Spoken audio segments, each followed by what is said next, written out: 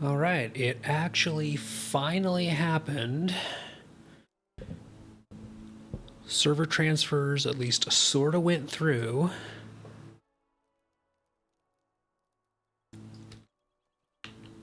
So I have some characters moved over to Gladden and some on, or not Gladden, Glamdring, and some on Peregrine. Let's see if I can get the game sounds a little bit better here.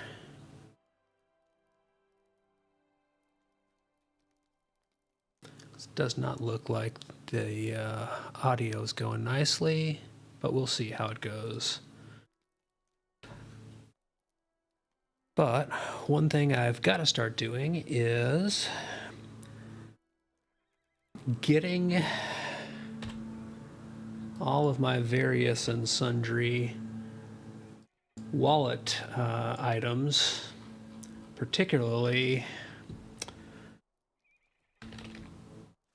things like my motes and figments, etc.,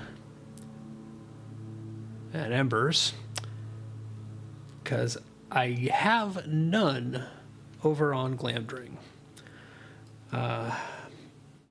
Basically, my primary shared storage / wallet is getting migrated to Peregrine. Which means I need to start building up this side of things. So I believe I have, let's see, open up my quest log.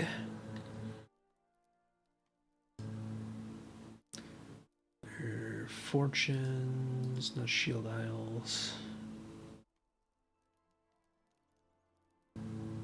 Okay, I don't know if I actually went and picked up the dungeon quest yet, so I'm going to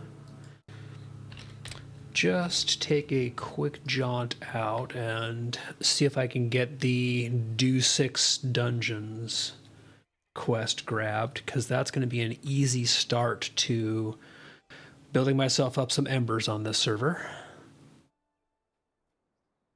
That's why I wasn't seeing it, because I don't have the quest grabbed.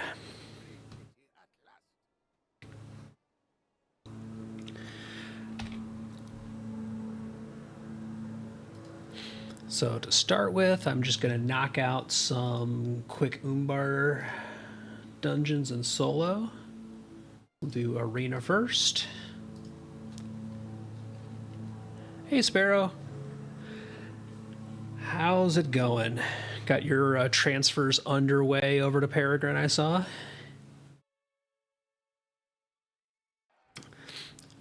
I've got the thing going where I've got some characters are being moved to Peregrine and some to Glamdring to play with different groups. So I am over on the Glamdring side of things and working on getting some of my, currencies and stuff like that back up and running so that I can have stuff to gear these guys out.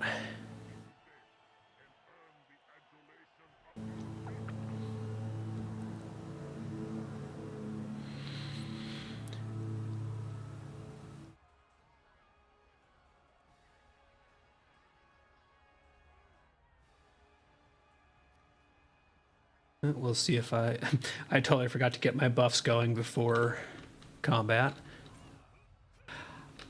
So I'm not sure there. I literally this is the first thing I'm doing over on this side. So far, it's running nice and smooth. But again, all I've done is a couple of like running around in Bree and things like that.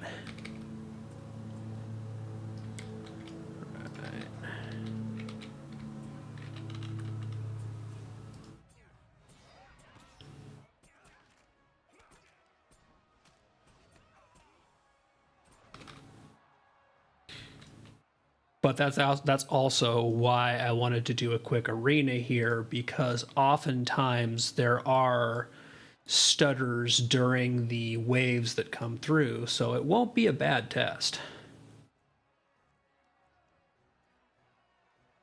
Okay, so now we're going to get the first mini boss here. Let's see who we get today and whether or not it sucks. Oh, okay, so we got the Guardian. Which means he gets deleted. Yes, you're right.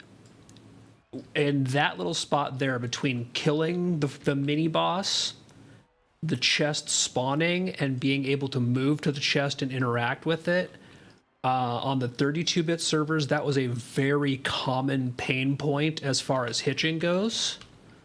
And at least in that first instance there, it did go basically instantaneously. So that's a very good sign.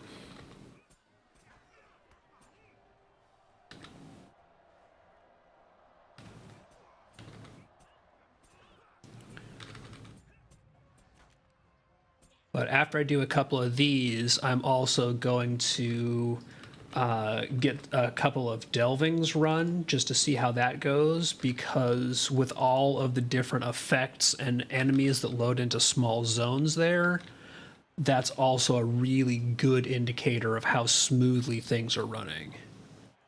But Ezafir here is showing up very quickly and smoothly between waves, which is good. So, again, very small sample size, purely anecdotal, but it's looking at least promising. I really don't think it's ever going to be perfect, because it is still ancient spaghetti code at the bottom of a lot of this, but the resource load seems a lot smoother. Right, Rothog should be showing up here. Yeah, all those transitions there are happening way more smoothly than I am used to. Should probably not stand in the cleave.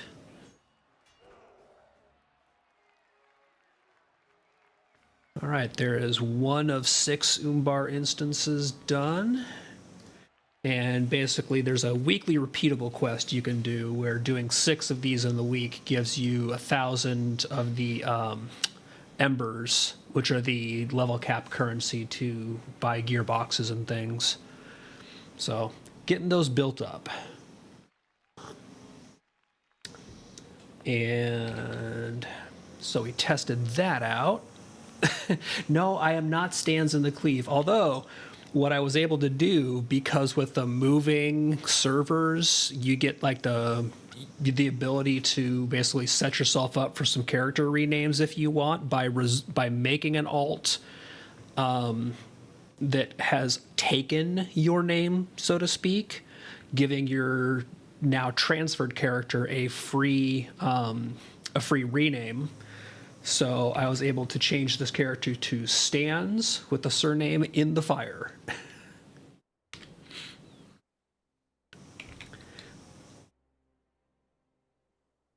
And now we will run through Dragon in the Storm. And again, this small sample size, but very good,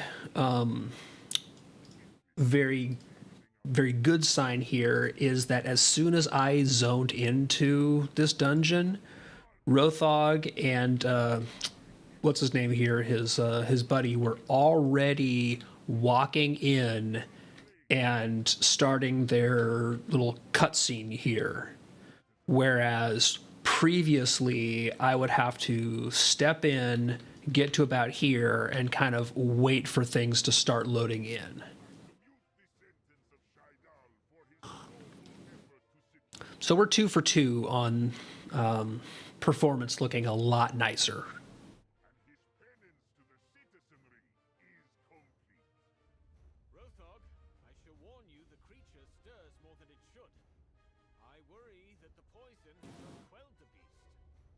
Yeah, of course. You tried to drug a dragon and bring it into the arena for your amusement. How did you think this was gonna go?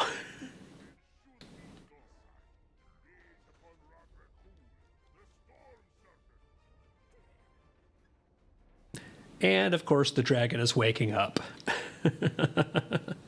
Oops.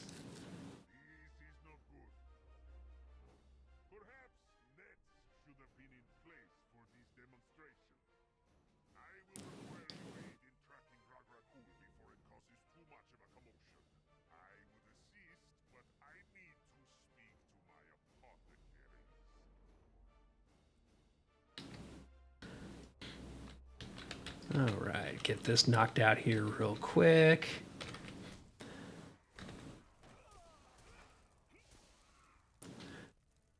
Delete the little mini boss there before it can even spawn ads. This is a very short little mini instance, at least in the solo duo version, which is another reason why this one is great for doing your 6 for the week. Because that speech at the beginning of it, where Rothog is kind of setting up, hey, I captured a dragon, and he's, don't worry about it, he's totally under control, takes almost as long as the entire rest of the run through here to the boss itself. This one is really bite-sized. At least if you're a class and build that can move through this quickly.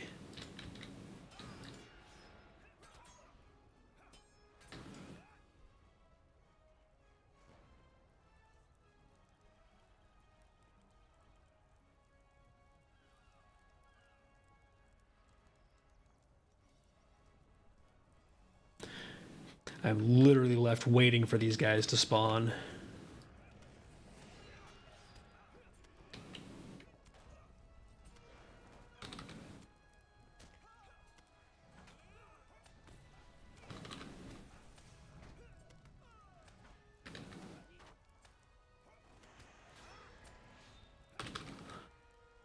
Hey, Chris, what is the haps, man?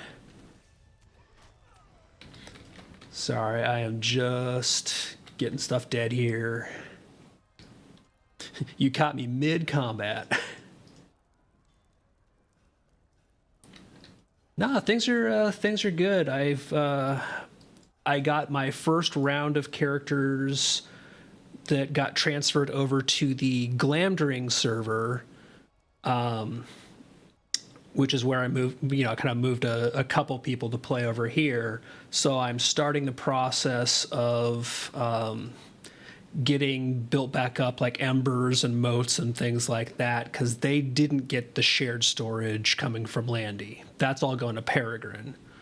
So I sent them over with a starter pack of gearboxes and things like that, but I do need to build that back up the, various wallet currencies and things that aren't character bound. So I'm just kind of going through, getting a start on some of the various weekly quests and things like that to build that back up and get them a little nest egg over here. One thing I've definitely noticed so far, knock on wood, is that the responsiveness of these things has been a lot quicker. I just did the 2 quick Umbar solo dungeons, the Arena and Dragon in the Storm, and they had things load through really quickly between the different phases, which on Landy, those were slow as heck. And doing this little teleport into Andrath, you saw here, all of the NPC assets loaded in real quick. Yeah, I haven't really done anything on the new servers at all yet. All I've done is really just go through character renames as they've been moved over. So I'm going to take a look here real quick, because Andrath has Tombs of Gondor Call as one of the missions. So let's see how this one goes. Just going to do the standard tier 7.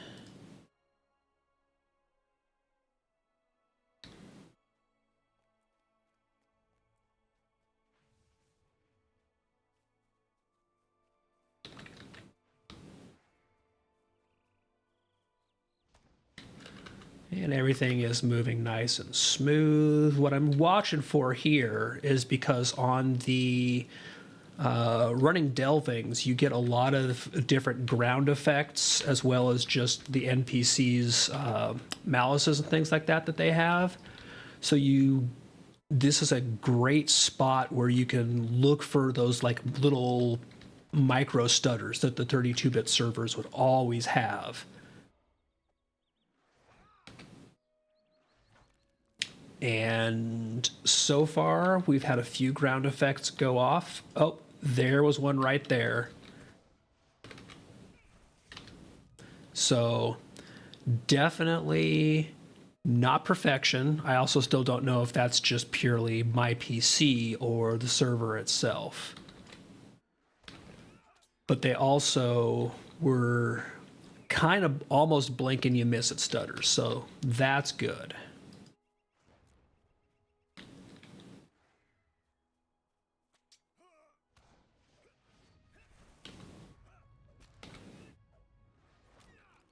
I also do wonder what the general load on the server is going to look like once it's not constantly in accepting incoming transfer mode. Because I'm just not, I'm not sure how much extra overhead is added with the server basically constantly accepting a flood of transferred characters coming onto it.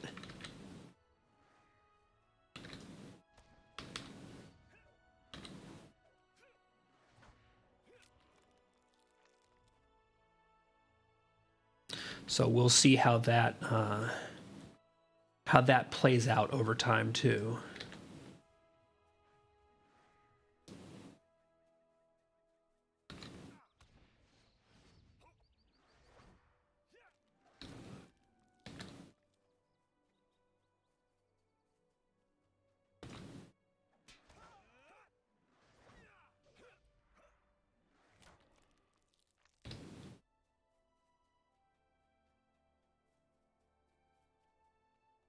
But so far, so good. Again, couple of little micro stutters, which I don't know if delvings are ever going to fully get rid of those just because all the extra firing off of ground effects and calculating spawning the mobs with the malices is just, it's a lot of overhead.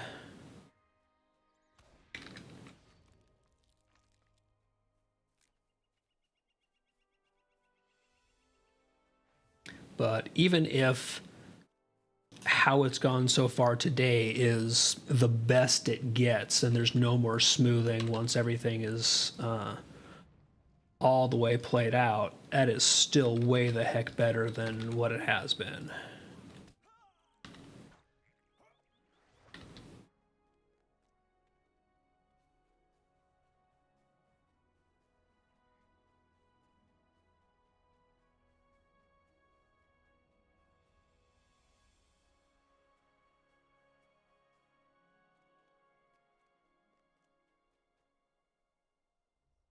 And again, that was also a very good sign right there, where coming into the scout's range, he did his transition from waiting to indicating that the mission was done basically instantaneously, as opposed to having to walk up to the scout and then wait for him, you know, like sit there and tap your feet a few to wait for him to transition. The quest log is populating pretty quickly after coming back into the real world. So, positive signs. I'm definitely not going to say it's perfect because I don't expect it to hit perfection on this. Ooh, delving box of clothing dye. Just what I wanted. But here is the first thing that I can start building up embers with.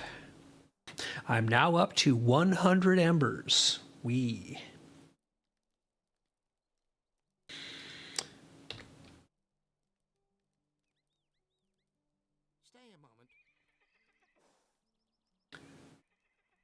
we'll do brigands as well.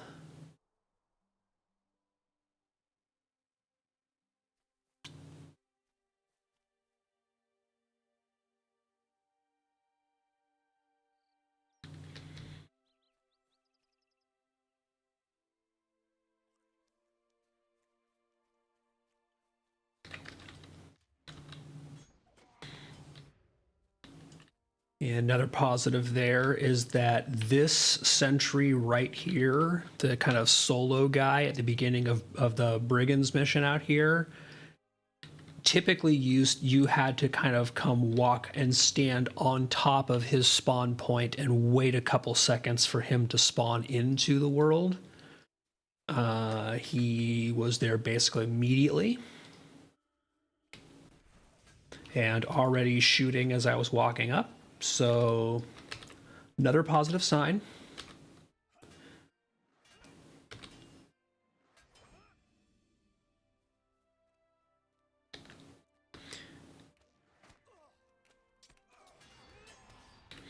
And I should have done this pull a lot more carefully.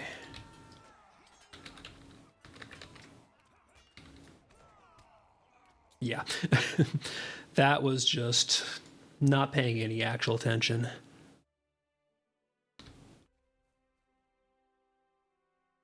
Did I use all my tokens? No. Okay, that's right. I've got junk tokens on this character. That's why.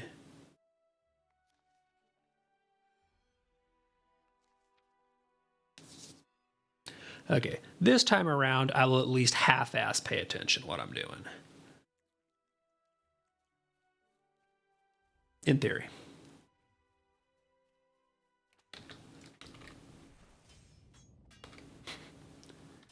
Really? Did this guy follow me all the way back to the front?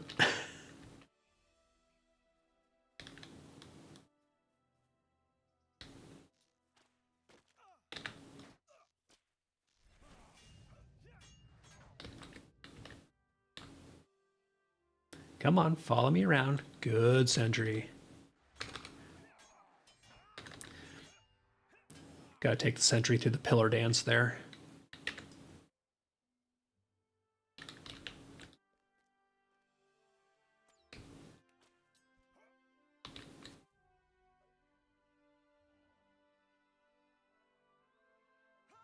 Okay, eventually they should follow me. There we are.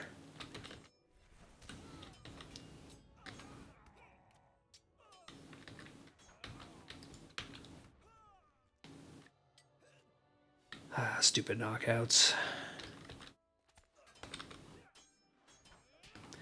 Yeah, still getting some micro hitching in here, but it is not as bad as, honestly, I think most of us are used to, which I will take it.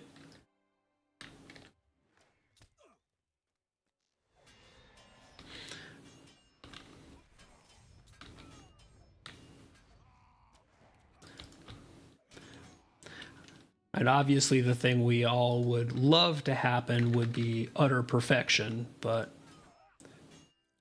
that's just not ever going to be a Lotro thing.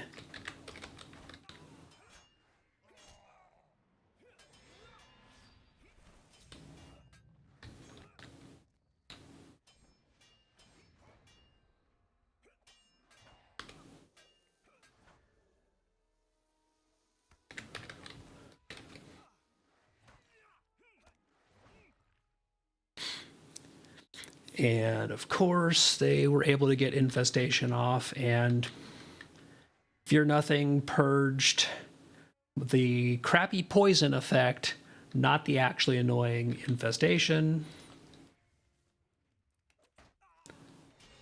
I'm shocked. Never purges what you actually want it to purge.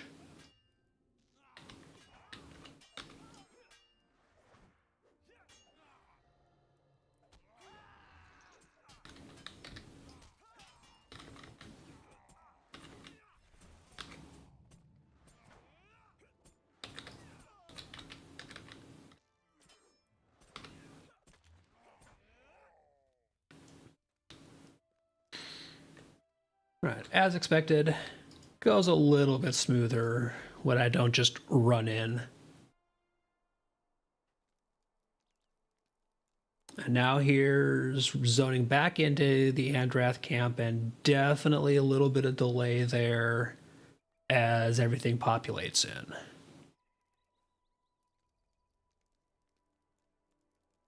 I also wonder...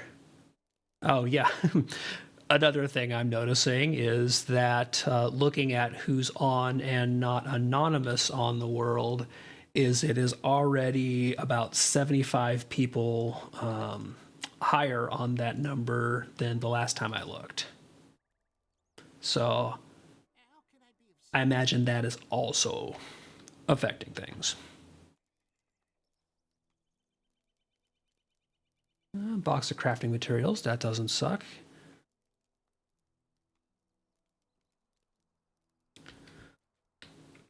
So Delving's tested out, definitely not bad.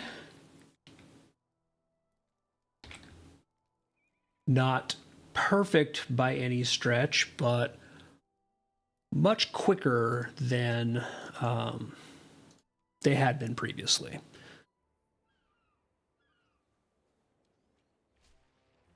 I'll do a couple more of these Umbar dungeons to work towards the 6 for the week.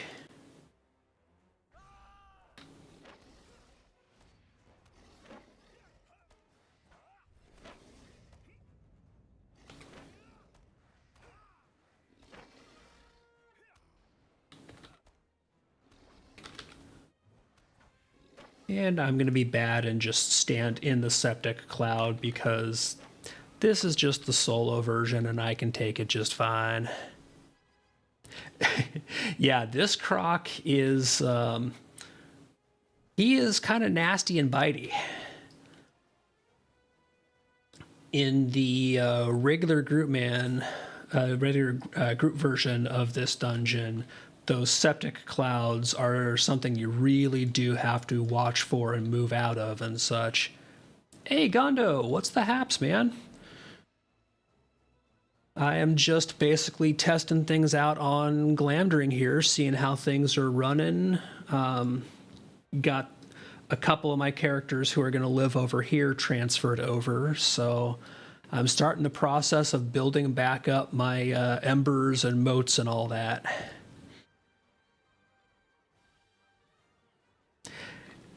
Yeah, I've had 2 transfers go through so far, and they were both the transfers that I was finally able to put through Friday. So my Friday transfers went through last night.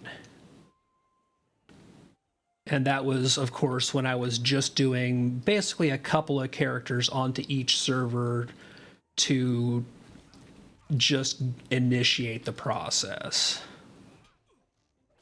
So I still have a lot of characters who are queued for the real get the full ranks onto the new home.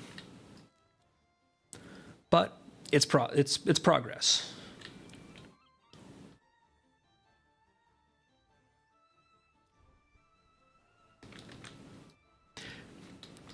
Yeah, exactly. It's something, and you know, if you played Lotro long enough, at some point in time, you're happy with something. You know, because we all know the alternative is the usual nothing.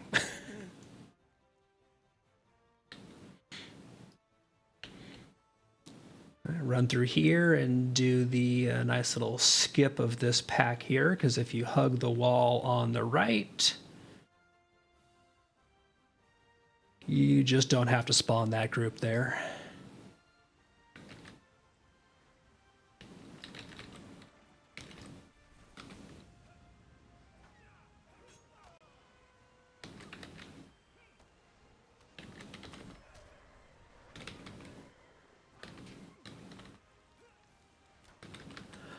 Oh, that's not bad at all, given what some of the other wait times have been.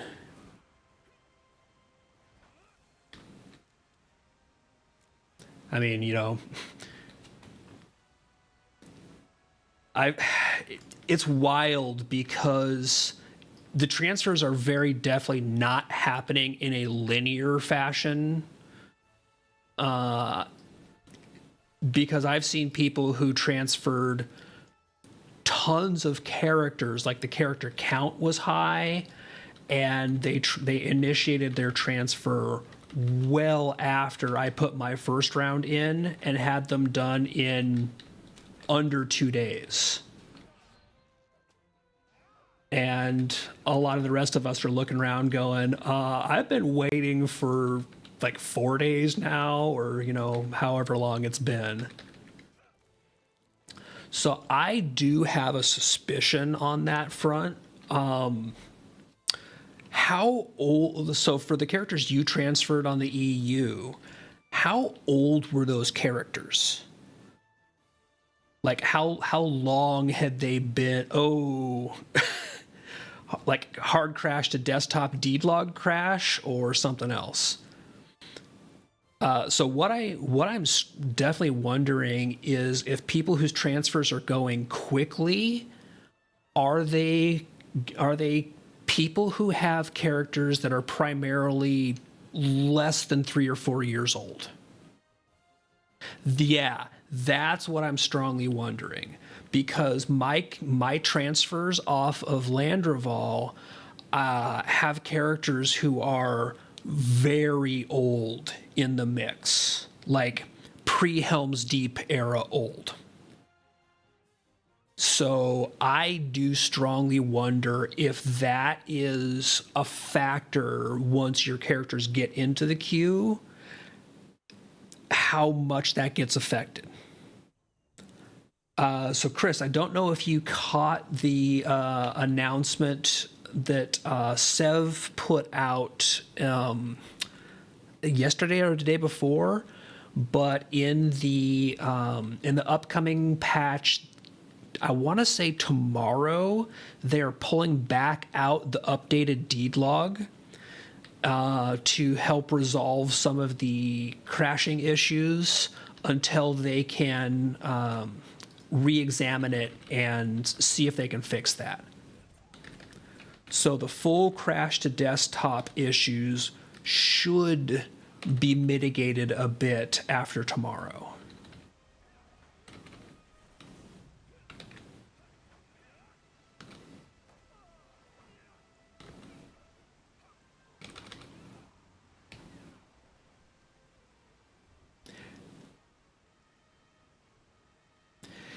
Yeah, I've had a lot of those crash to desktops where I wasn't finishing or even, I think, making progress on a deed, but it crashed as well, like the full hard crash to desktop, and I never had those before the updated deed log. So I think it has broken more than they were initially letting on, just with the way that it interacts with things. I think they tried to hook it into something that does not work at scale. Because one of the things that they definitely are fighting against with things like that is they have so many of the interface items and just back-end systems that are those very, very long-standing, hard-coded elements and interactions. And the new deed log clearly is an attempt to sidestep that. And I suspect that they coded it in a way to try and hook into back-end data without interacting with the deed log UI system as well. And I think they're doing it as a test, to be frank. I think that they were trying to use that in a way to say, hey, can we just not touch the old interface systems, but hook into the back end to pull data back out? Because if they can do that, then they can start looking at things like, can they make a good scaling inventory interface, pulling from that, but not using the hard-coded old interface. So I really suspect that the new deed log was like a smoke test for doing something like that. But I think it's also apparent that there were interactions when that happens at scale that they didn't foresee.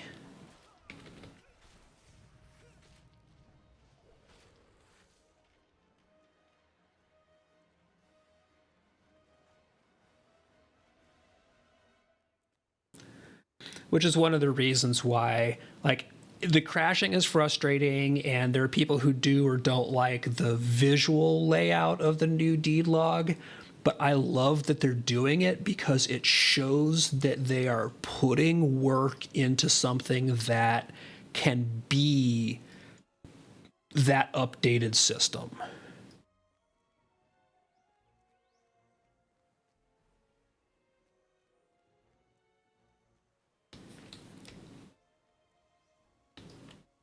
And I see that they still haven't finished fixing this broken texture again.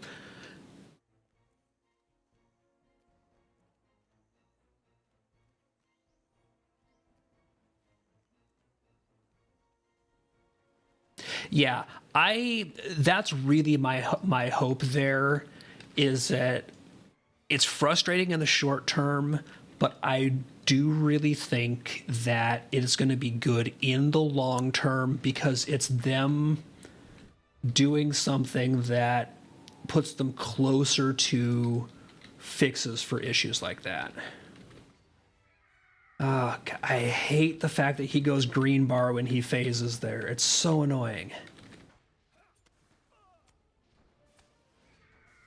There we go. I was mid animation for ferocious strikes, and it's like, nope, screw you. All right, come on, Birdbeat.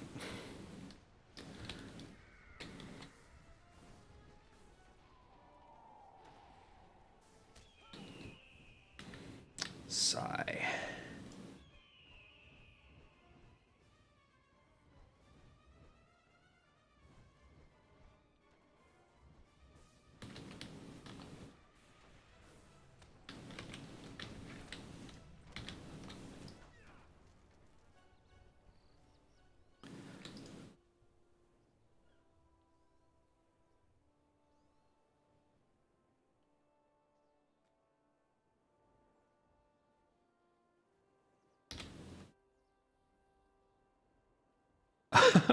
Oh wow, that's another thing I just forgot is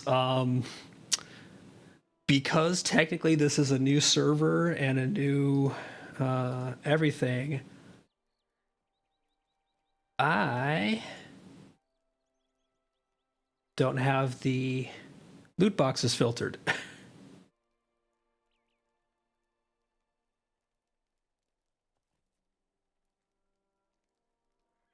No, no, no, no, no, no.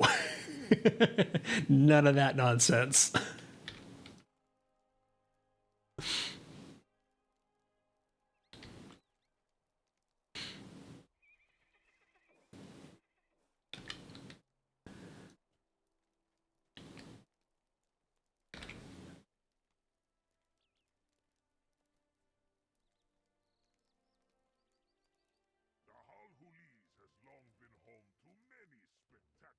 But see, stuff like this here is a really good sign for overall performance on the new servers. That when you hop in and you launch stuff like Arena or Dragon of the Storm, the NPCs are basically immediately doing their thing, as opposed to everything having to load in and wait to fire off. So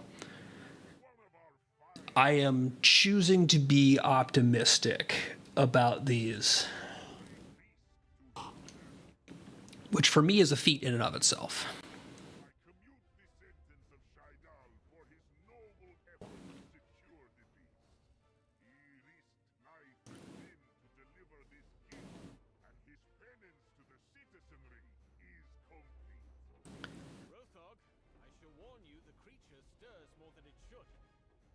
Thanks, Sparrow, for the pity.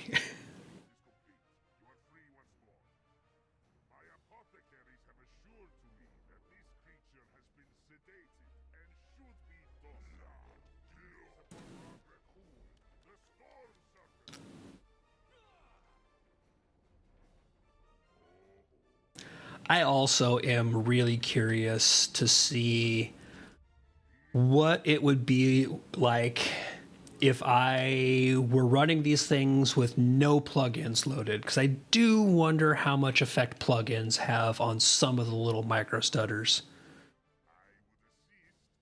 Happy lurking, Gondo. Good to see you stop in.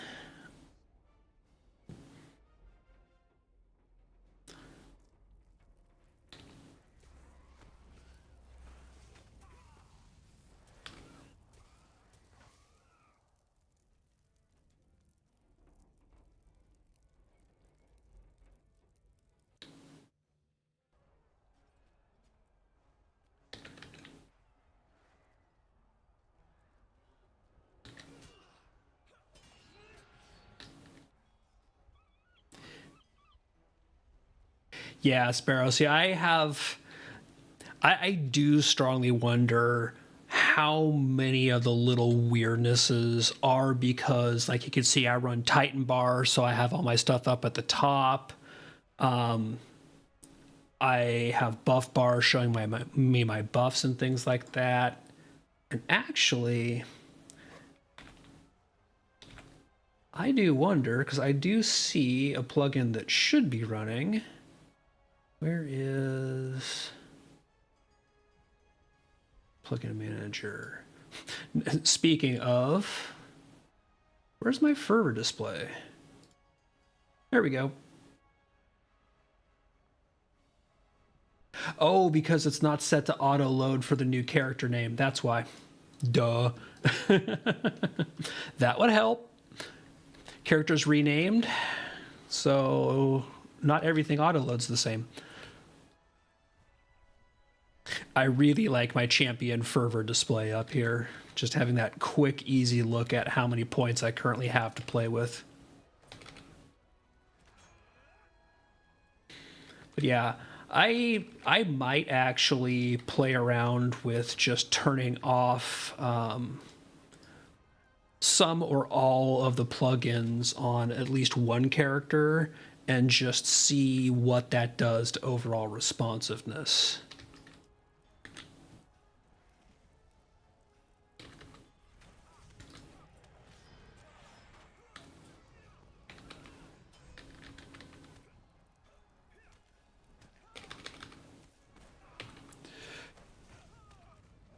Happy work, Chris. Good to see you as always. And glad you got at least some of your characters moved over.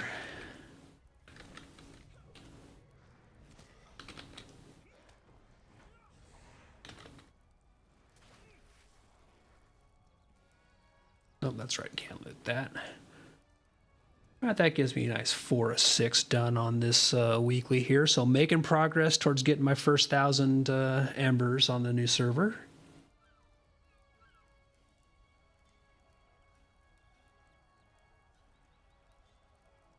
And now that I have a quick bit of a break here,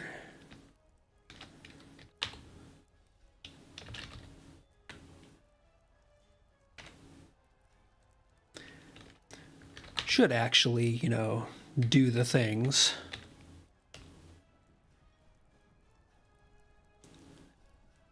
Oh, Gondo, I thought you had already started up.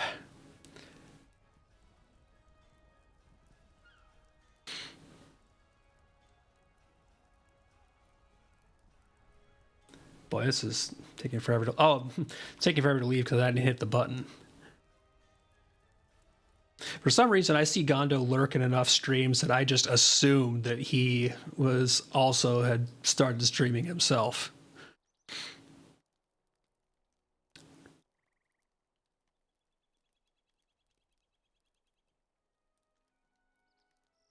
See, I don't... You definitely, I think you and Bounty are going to be in that at least 48 hours queue territory for the transfer to go through, because that's just kind of the general timing of it. But your characters aren't going to have very large data footprints to go through because they're not terribly old. and they don't have, years worth of accumulated data and things to migrate over. The number of characters moved at a time doesn't seem to be a major determining factor. A lot of people were moving like, 10, 15, 20 characters and having it go through relatively quickly. So I would guess that definitely by the weekend, you guys are probably going to both be moved.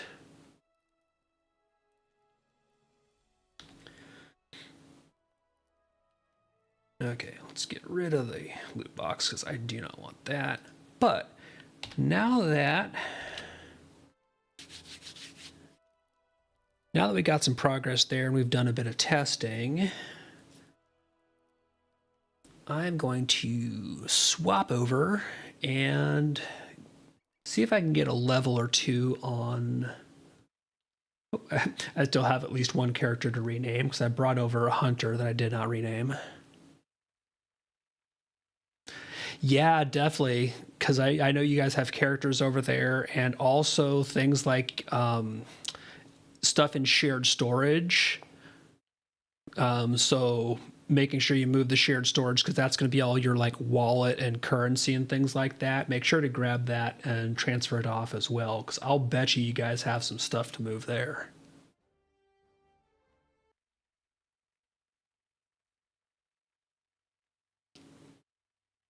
Let's see if I can get some more progress leveling this Guardian, because I do want to have a level capped Guardian on this server as well. So this is the character who's going to be doing that.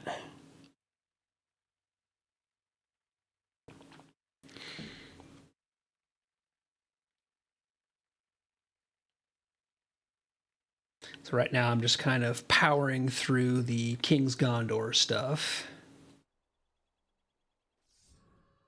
Get the Redline Guardian rolling.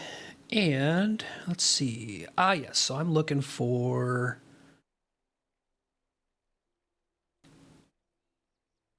finding where Arwen has run off to. That's where I left off.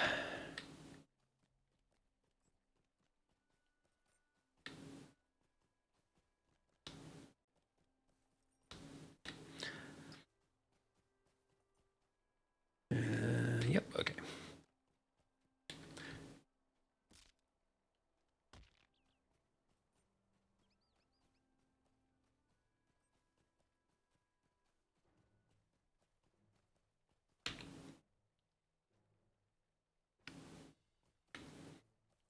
So one thing I definitely do like from one of the recent updates that they did is for Guardians, they gave us all... See, that's weapon proficiencies. Where's my just... Is it combat characteristics? Combat characteristics. So Guardians, starting at level 5, now get the Hammer Affinity passive, which gives you the equivalent of the standard racial bonus of 5% damage with a weapon type, but we get it from the class with a one-handed and two-handed hammers.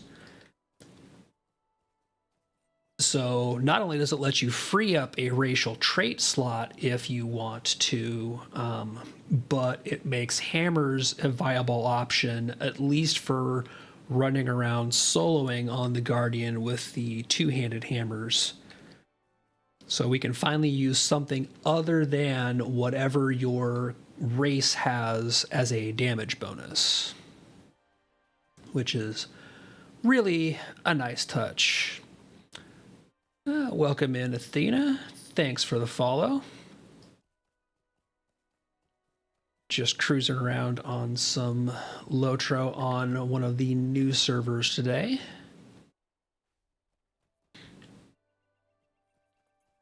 But I also just really like the hammer animations, especially for the two-handed hammers.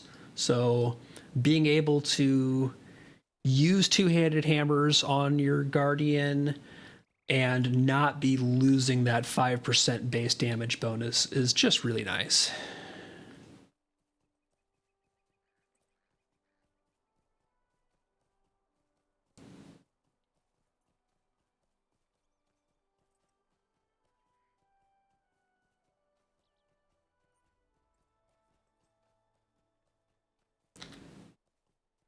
How much of a wreck is my inventory on this character? Not bad. Could be worse.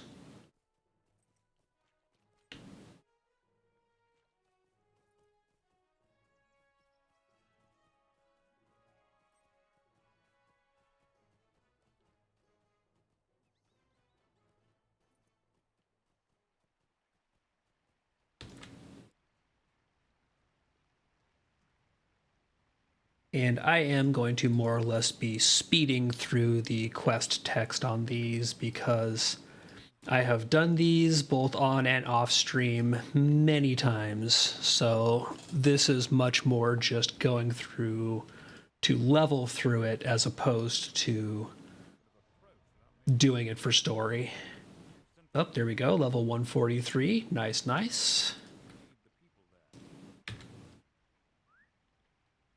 Now, back to Lynn here. That should be, yep, very far corner of the map, so I've got a bit of a ride. This is also my character who I have been... This was the character I dug my heels in on and refused to go through the portion of Riders of Rohan and unlock my war steed. So this is a character who's 143, so 7 levels away from the current level cap, and does not have the war steed unlocked. I do not have a war steed on this character.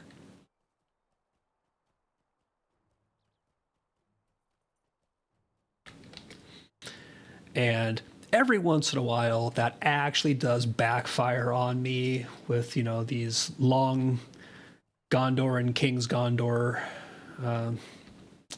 runs like this. But this was the one where I put my foot down and said, no, I'm just not going to do it.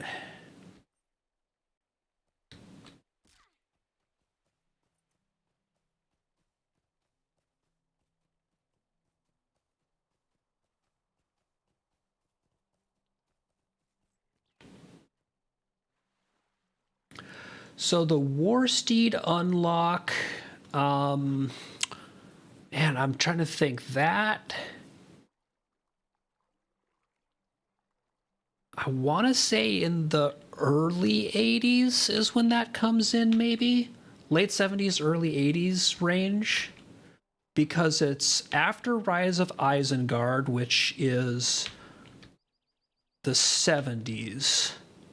And it's when you go across into the beginning of Rohan. So I think someplace in the vicinity of level 80.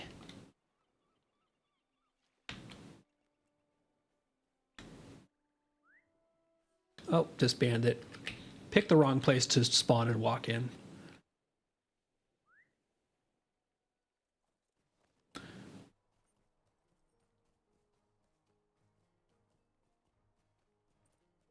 And it's actually going to be really interesting on the new servers how the War Steed is to play around with, because if some of the kind of rubber bandy style catch-up lag is resolved, then the War Steed could actually be a lot more controllable.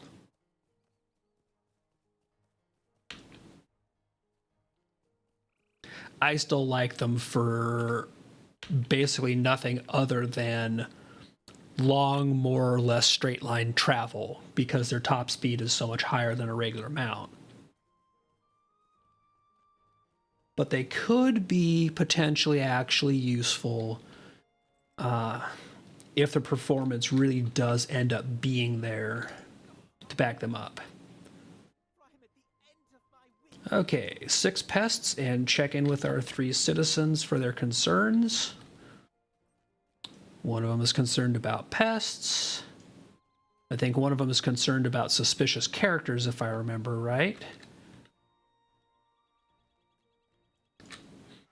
Go ahead and get my 6 pest kills here real quick.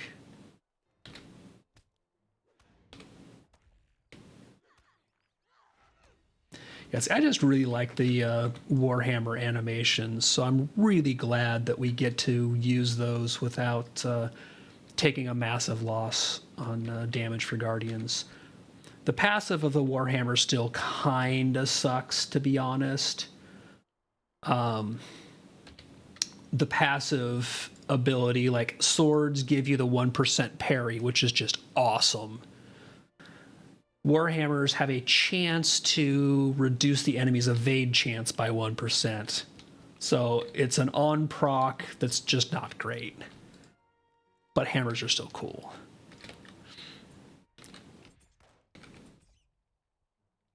Yep, so that citizen's concerned about disappearances.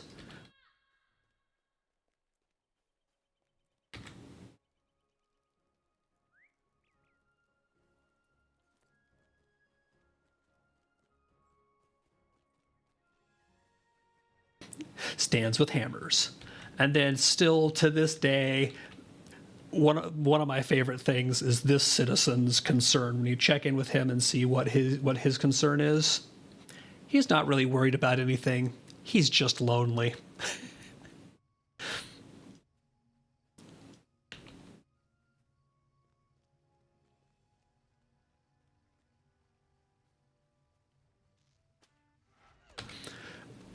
As much as I will knock the King's Gondor content for this should have been a quest pack as opposed to the beginning of the Corsairs of Umbar expansion, some of the just little touches with the writing in this entire section of the expansion is just so good. Like, they have so many, like, somebody clearly had fun with the quest design and little things throughout these zones. And I think it really, unfortunately, kind of puts a damper on what would have been a really great between expansions quest and storyline pack, having it be the beginning of the Corsairs of Umbar story, taking you back through Western Gondor.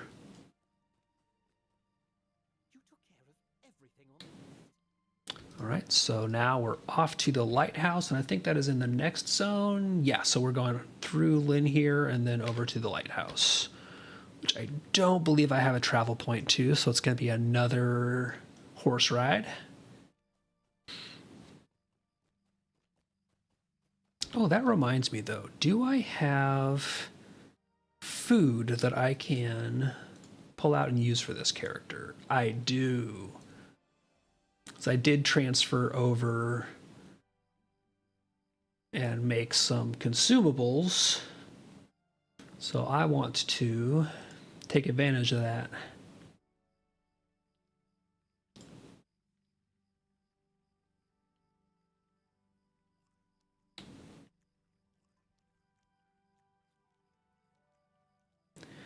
I'm really hoping that we get housing turned back on sometime soon so that I can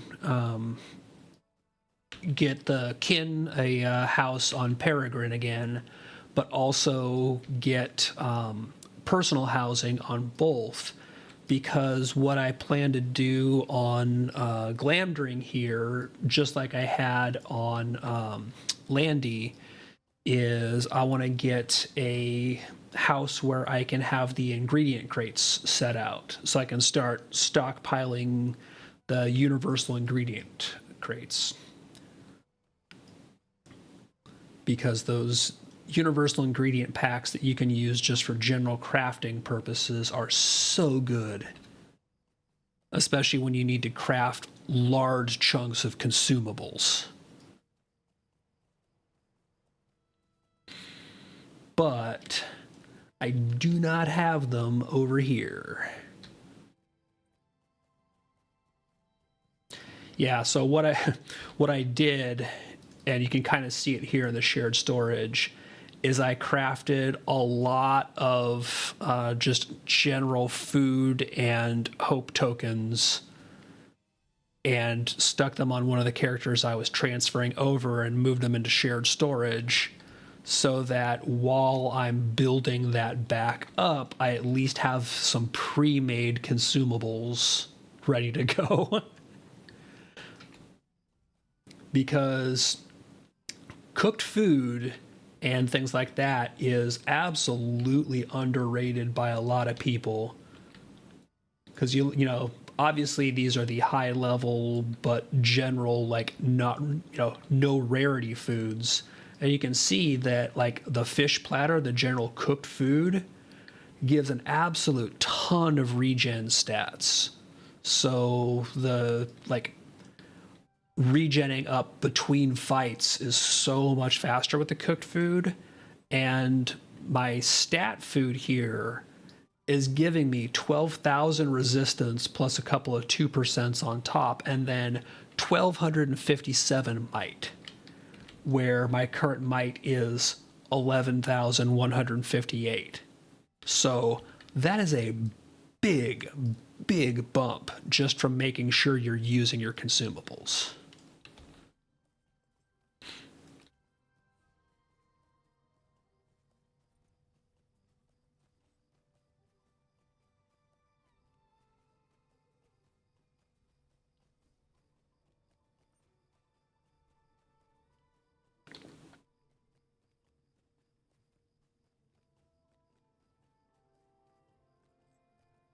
Right, do the check-in on the lighthouse, and we can see that it has been getting rebuilt since the last time we were here.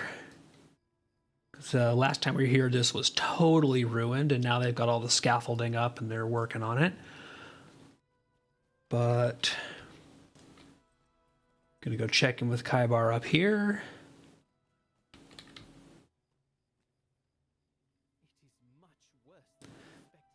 Check out his sketch of the lighthouse as it should be. And our next objective is defeat enemies while we're heading up into Ringlow Vale. So it's basically one of those kind of kill your way to the next spot quests. And I'm going to actually get into the next zone before I start getting kills, because I'm going to have slightly higher level enemies to fight there. It is still kind of amusing that this whole section is basically the going through these zones and the towns and stuff in them in reverse order from how you did it back in the 100 to 105 days.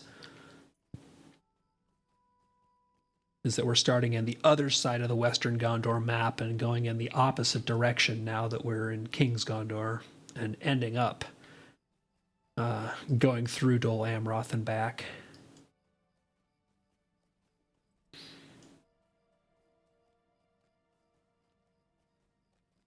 But it is kind of neat because I'm taking this character right now as going through King's Gondor, meaning that they're going in this direction in the 140s. And the champ that I'm leveling up to be my Peregrine champion was just finished up the other day going through the regular Western Gondor in the level 100 range, and is now moving on to going through Mordor. That might actually be what I switch to after I get another little bit of progress on this character here, because I do want to keep working that champ up as well.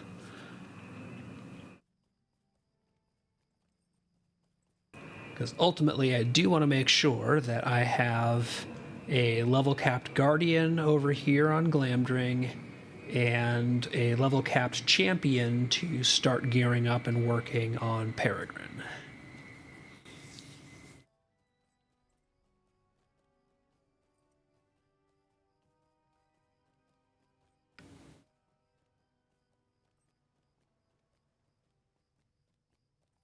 There we go. Almost into the next zone where I can properly start grabbing and killing stuff.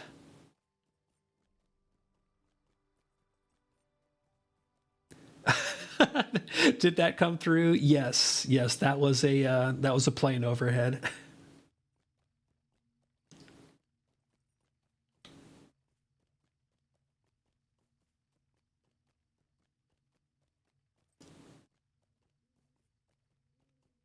There are very few parts of this area that you are not someplace in the flight path of either somebody, for the most part, going to or from the Air Force Base.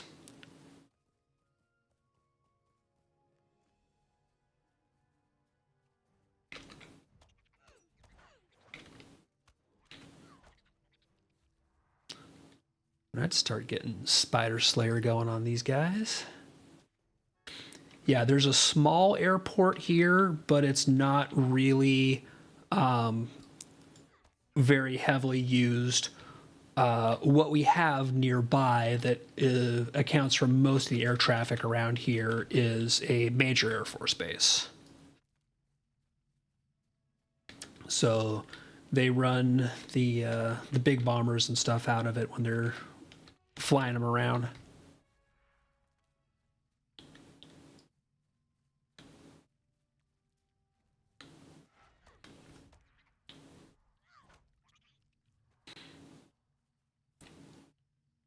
Okay, there we go. Still heading towards Earthring.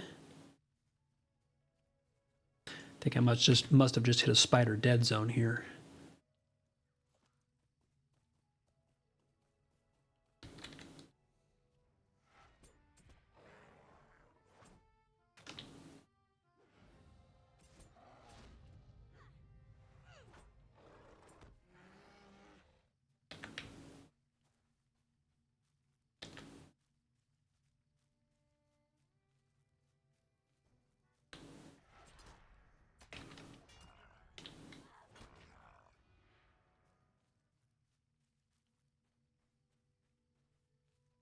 Right, there's most of the kills I need, so couple more spiders, orcs, and miscellaneous nasties, and then I will be able to make my next stop and get yelled at for the things we did when we were around level 100.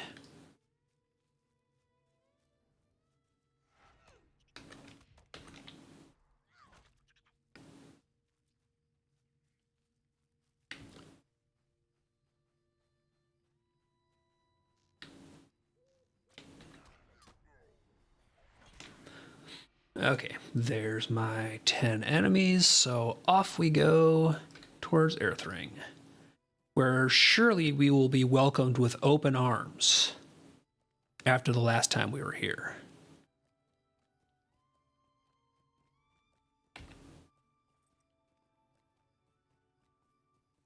Because nothing at all went wrong when we were through this area before.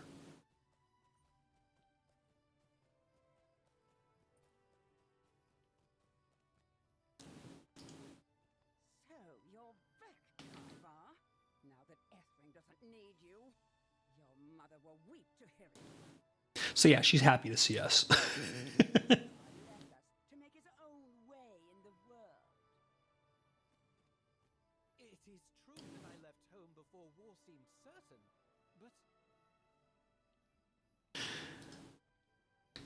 Right now we go find Kaibar's mom's house. And clearly a warm welcome. She doesn't want to see you, Kaibar. Not so much. Now we tell Kaibar, okay, let's do our quick check-in here. She stares at you with cold eyes and refuses to say anything.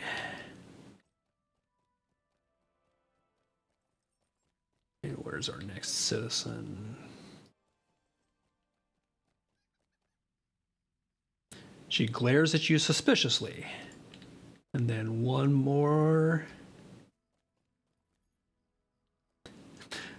The best way to help Earthring is for you to leave. So yeah, we're wanted here. They're being very welcoming. Did anyone? No, nobody wants our help because the last time we came through this place, we ruined things. All right, on to the next town. This place wants nothing to do with us. this is one of the things that does crack me up about this entire King's Gondor storyline section is we kind of have to go back through all of these towns where we came through while we were preparing for war and collecting people and resources and getting all these little towns off to march off for Aragorn's war, and then we come back through and we find like just how badly it went for everybody while we were off playing hero.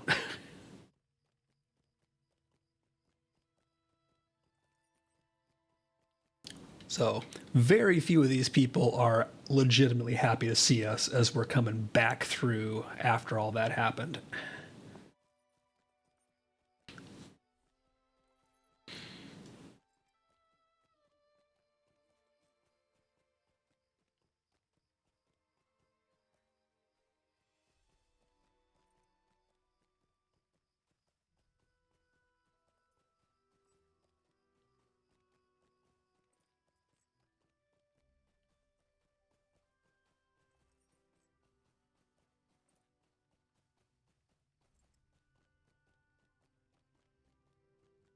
Right, I can see the tower for my next stop off in the distance there.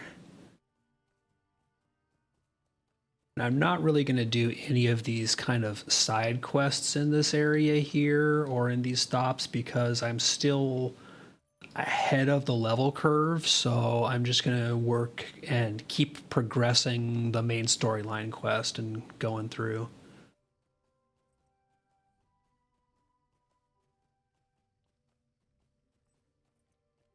Because we are still in the land of blue quests right now.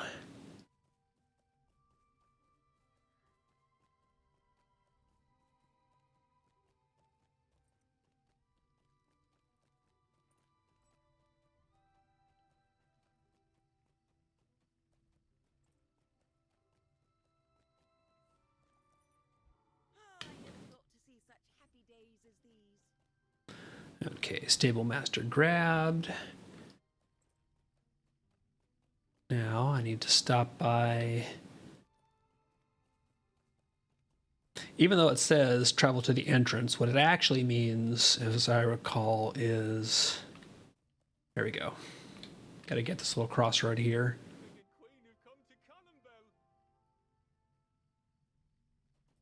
And now we want to stop by the merchant shop.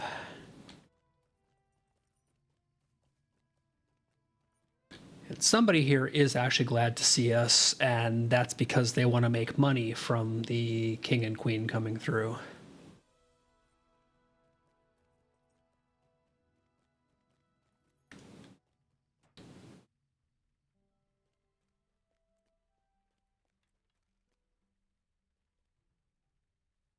If there was ever any doubt that I sell only the finest of goods, let that doubt now be dispelled.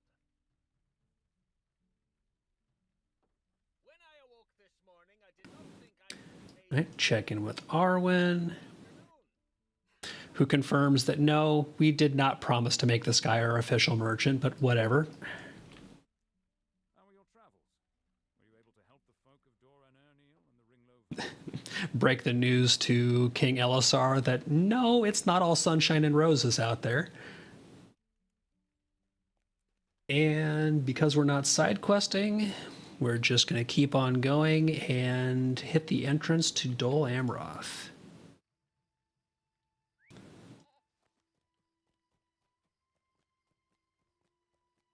So I wonder if this is going to be unlocked for me. So I'm just going to check the stable master here on the other side of town real quick.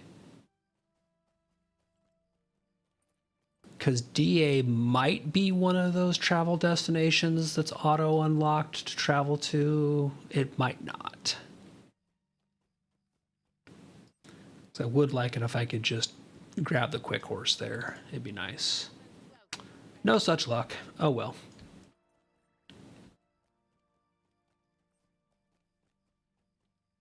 Okay, so we need to go to DA, and from here to DA. Oh, we've got to go all the way down there.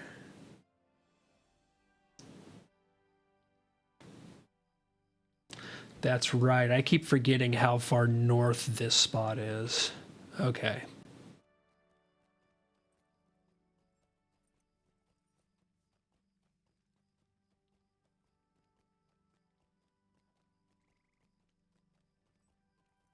So we need to ride all the way past like the beacons on the hills and Tadrant and things like that. Yeah.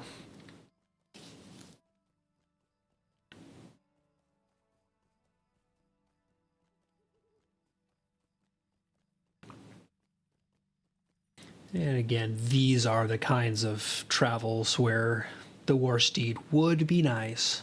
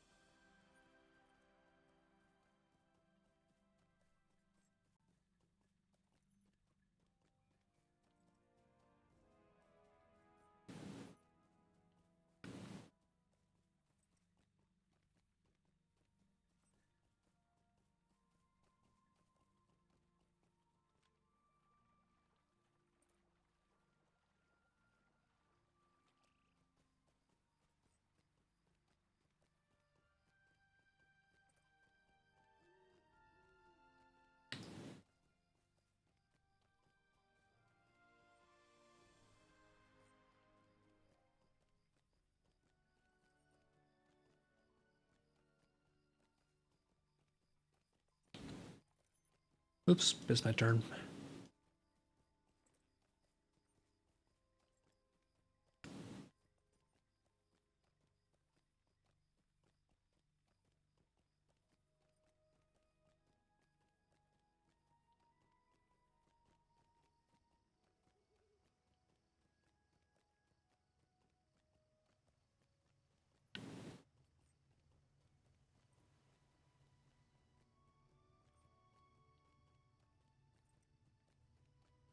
Yeah, starting to see that Gondorian architecture off in the distance, showing me I'm headed to the right spot. Still a cool zone, especially at night.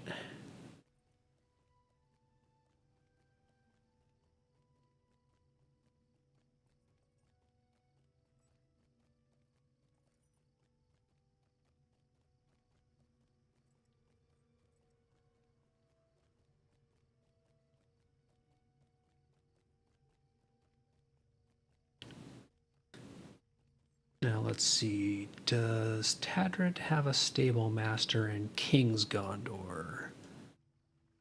Gonna stop in these little side towns just to check and see if they have stable masters to unlock. Not that I plan on being back here, but they're just, it's a completionist thing. Because I might come back through here doing deeds in this zone to get virtue XP. So having the various travel points unlocked for that is a good thing. Because that is something that I am going to have to do on this character also eventually, is backfill a lot of virtue XP.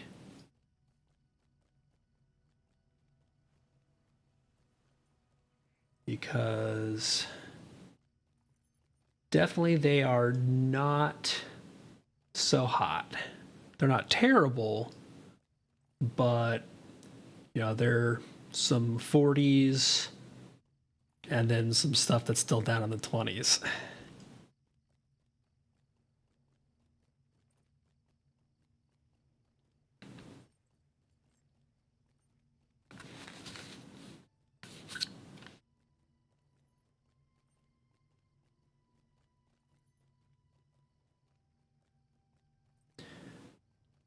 Thankfully, though, in the later zones, and King's Gondor zones are also really good for that too, there are a lot of good deeds you can do to get virtue XP, and often ones that actually cross the individual zones and let you complete the deed across multiple zones. rather than this is only a Slayer deed for one specific zone. They'll have Slayer deeds for the region, which encompasses a few different smaller zones.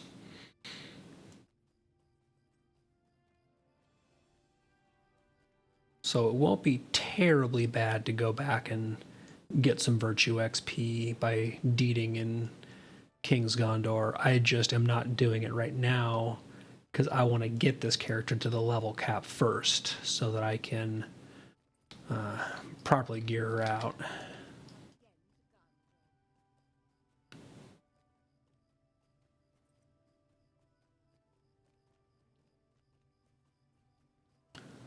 All right, there's Dol Amroth in the distance.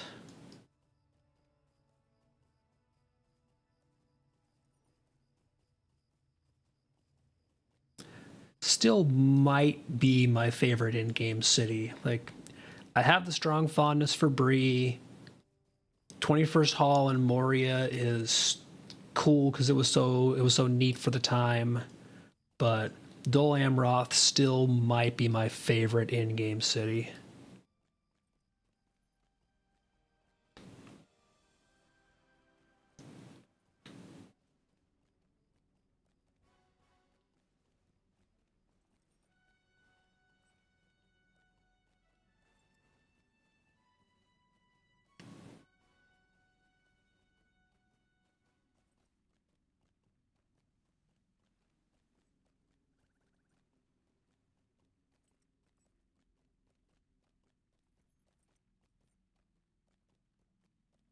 Okay, let's see. I need to get the western entrance, so that's the far side.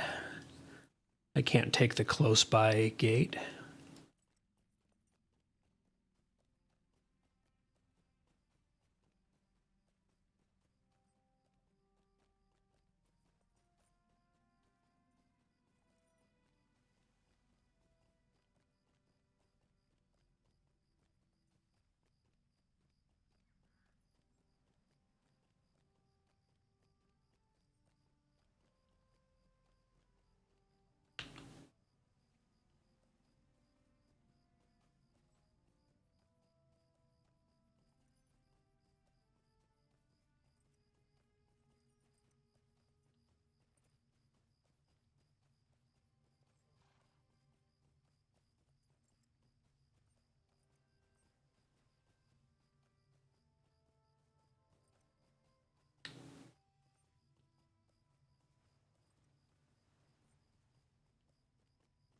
And back in Dol Amroth. Good old Rossarin. And before I do that travel now, I'm going to ride into town proper here and make sure that I unlock the stable master here so that I do not forget later on. Because otherwise, I will forget.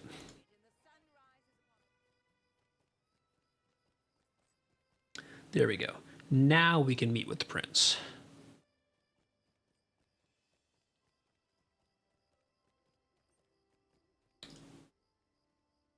Let us go to speak with Prince Imre here, my friend. It is good to see cheer restored to the Palace of the Swan. Okay, wait for my audience, because we have Introduced to the court King Elisar and Queen Arwen and their loyal companions. we have to wait in line. I bid you welcome to Dol Amroth and the Palace of the Swan. My daughter and her friends were just leaving. Is this a poor time? I hope we bring no interruption. Oh, none at all, my king. Dorthaneth was a help to me when I ruled Dol Amroth while my father was away. She was a dear friend and remains so. Yes, and who could she possibly be who's important to the story? This one was just ending.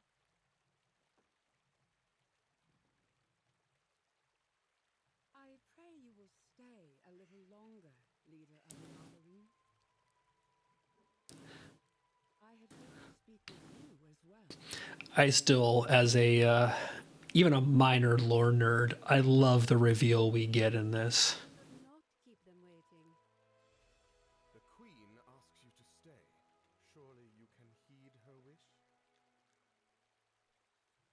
If you would come here, please. Right, so we set the bowl of water down.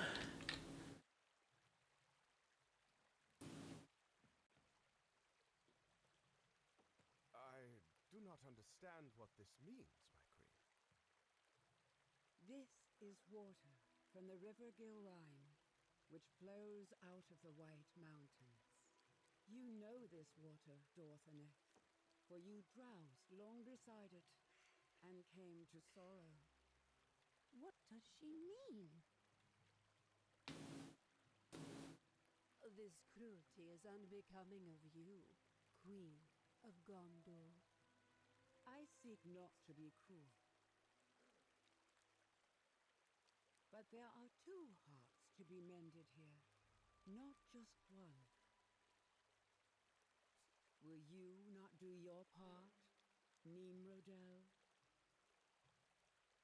Oops, busted. Not answered to that name in many years.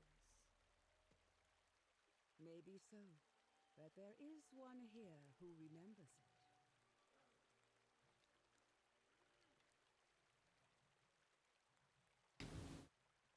Then we go talk to Roaming Star. I do not expect you to forgive me, Nimrodel. But the Queen wanted me to speak to you of my sorrow. No problem, Sparrow. Thanks for stopping by. I think that is not true. And yeah, once stuff gets transferred as well, let me know when we want to pick up playing the Mirkwood characters. So I've got my transfer in progress for mine as well. I did not. But yeah, I just love this little review here that Dorthaneth is actually Nimrodel, and she's been just like making up for things over however many years it's been. But there is beauty, too. I do forgive you, Roaming Star, for your part in what befell. But know that of blame, yours was never the greatest share.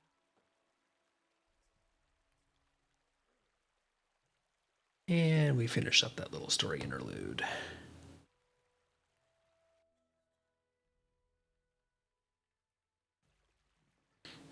Okay, now back to getting XP. And this is also one of the things I really like that they started doing more of with the Corsairs of Umbar is quests giving virtue XP at some of the objectives. Watch apprehended a man lurking outside. All right, now we go find our suspicious character.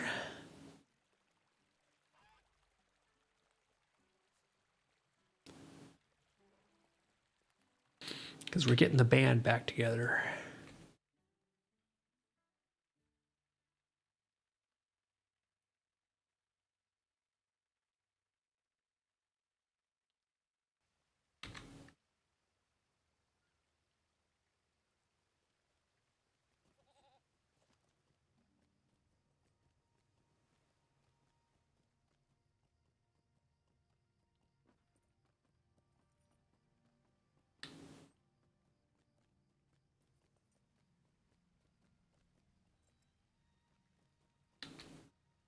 You have just missed the report from one of my guards concerning this man.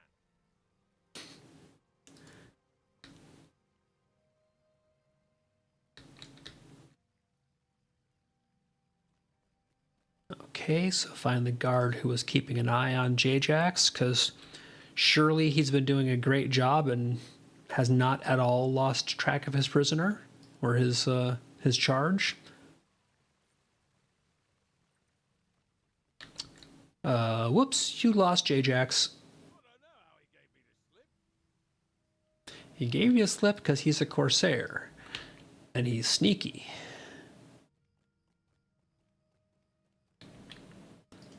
I am at a loss.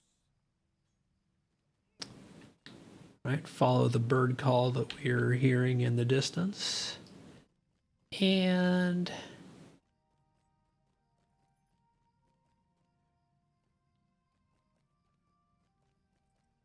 hi, J-Jax. Okay, so now we have a little story interlude of what J-Jax has been up to. Fortunate I chose to do no more than merely embarrass them. My brother Dax and I returned at last. And we get transformed into J-Jax's brother here.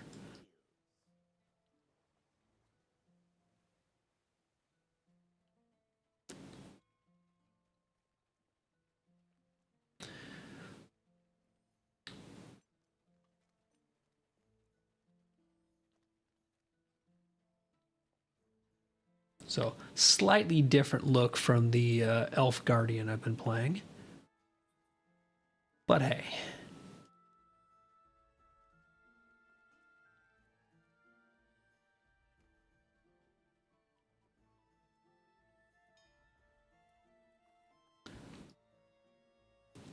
All right, J-Jax is off to do his thing, and our job is to stay here, wait for him, and stay out of trouble.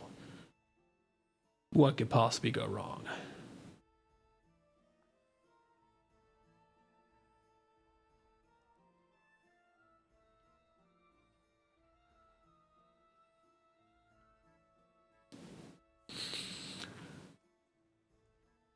And of course,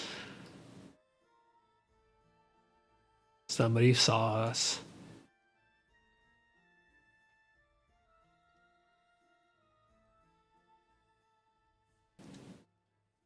This is not a good day for you to be here, Dax. Yeah, well.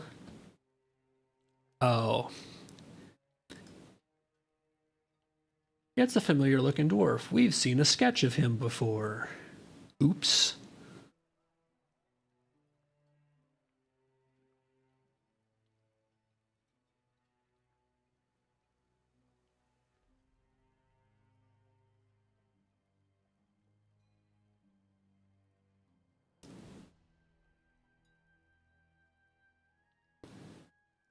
And of course, Boyo here is all trying to make nice with the dwarf, because you play nicely with the people from the kindred of the coin if you can.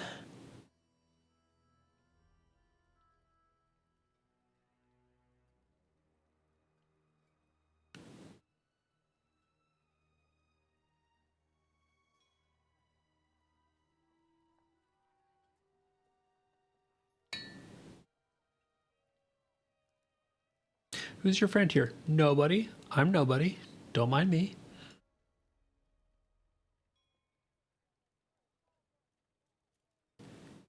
And let's just get rid of that. Bots everywhere. Unfortunately, you kind of have to balance out where you have your security settings to not be all the way up, making it really hard for people to be able to get in and chat, whereas not being completely open to at least make not every bot be able to hop in and do whatever they want, so they still get through.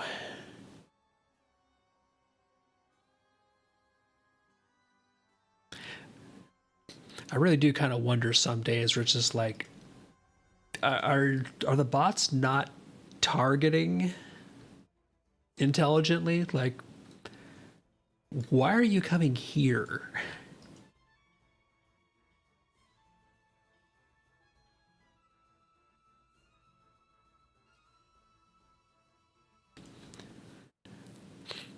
All right, nice little interlude done.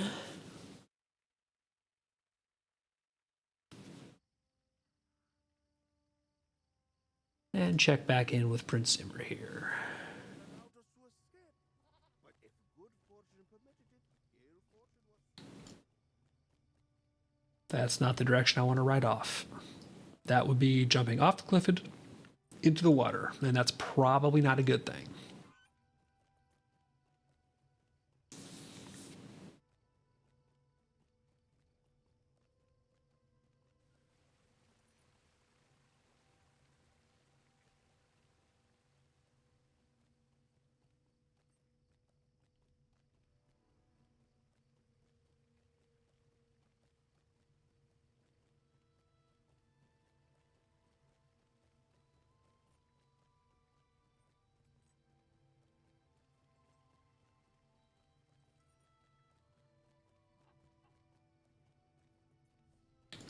Oh, I completely missed my turn, didn't I? Yes, I did. I wanted to turn before the milestone.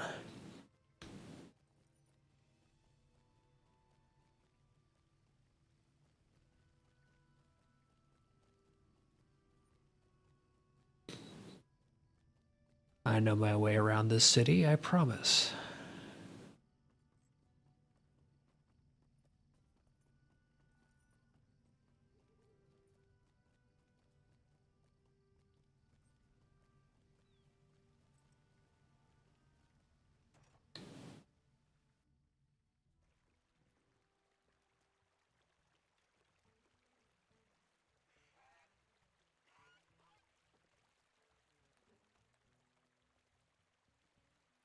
Okay, Hammer Hill, check in. I don't really care about the quest rewards because I'm going to have better bows anyway.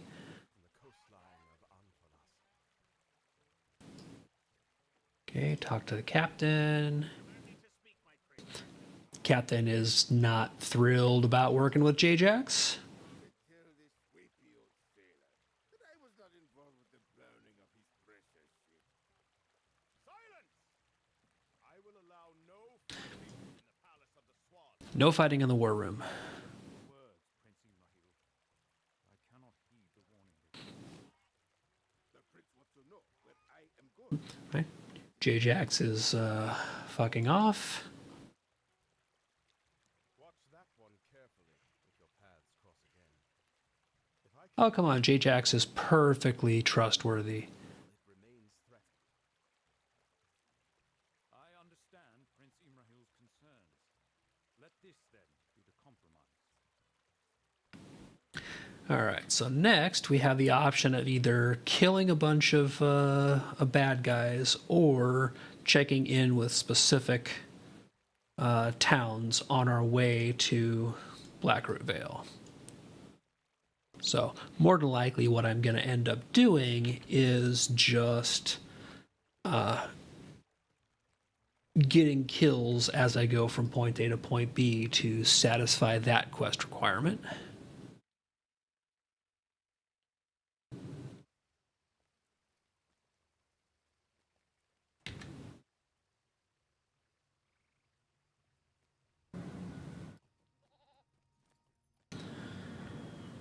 So, just gonna hop outside of town real quick.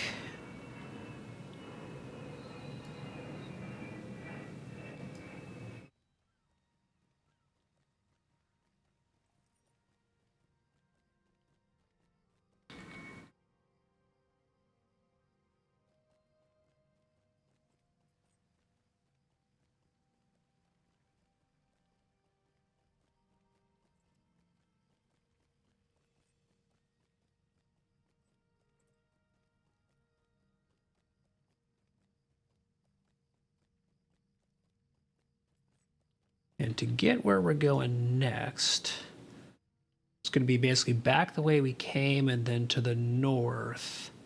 So you know what? I'm actually going to take the fast horse back to Calimbel and then ride up through that area just so that I can cut some travel time. A king has come again to guide.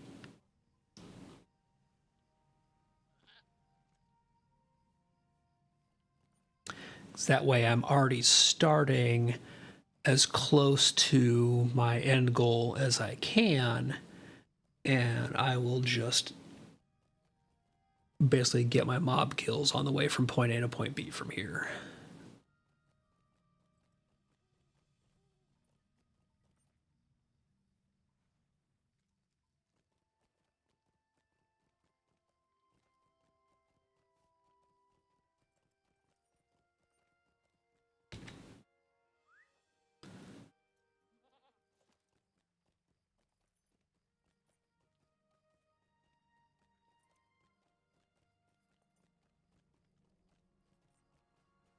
And now I just have to find stuff to kill.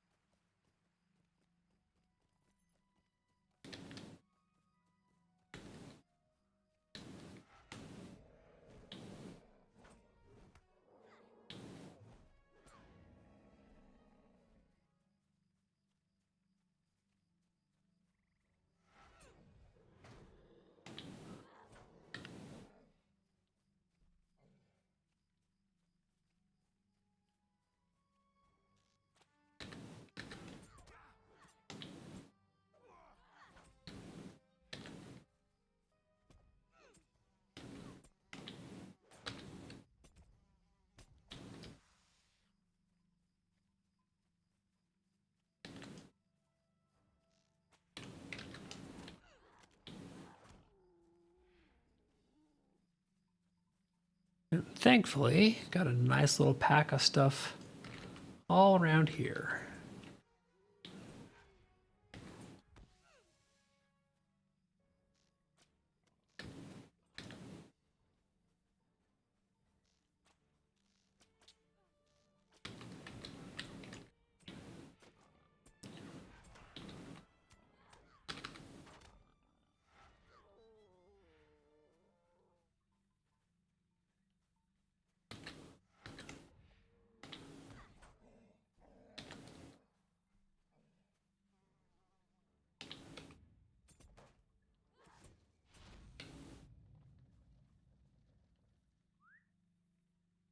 Right, this little kind of concentrated area gave me 10 of my 18, so I will move on and find myself a next pack. Oh, nice. Got some Corsairs right here, conveniently waiting for me to kill them.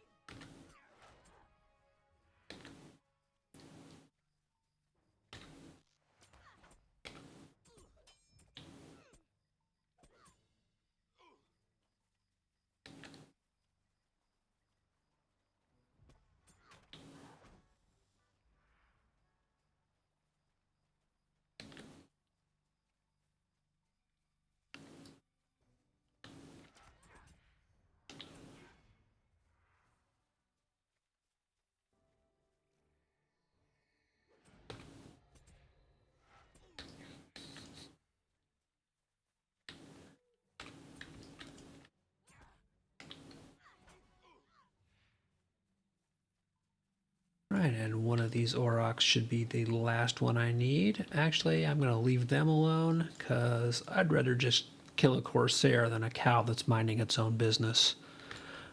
I know it's silly and all, but if you have the choice between killing an Aurochs and killing a Corsair, I'm just going to go for the Corsairs.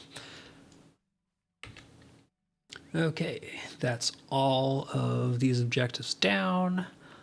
And I know again I said that I wasn't doing side quests on this run and just doing the main quest to keep progressing it, but as I stop through these towns, there is one side quest that I always do because it is quite possibly the best quest in the game. So we're going to stop here in this town, check in with old the Grathier. Townsfolk and I returned to Lothgobel. The place was lousy with rodents who had grown fat, so our food And our task is to hand out treats to the cats in the town here. Best quest ever. Give cats treats. The treats do little to improve your standing.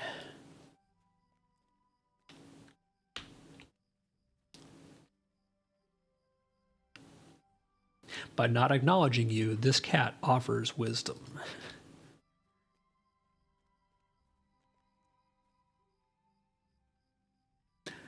The friendly cat does purr. And then the self-satisfied cat accepts treats as its payment. As it should.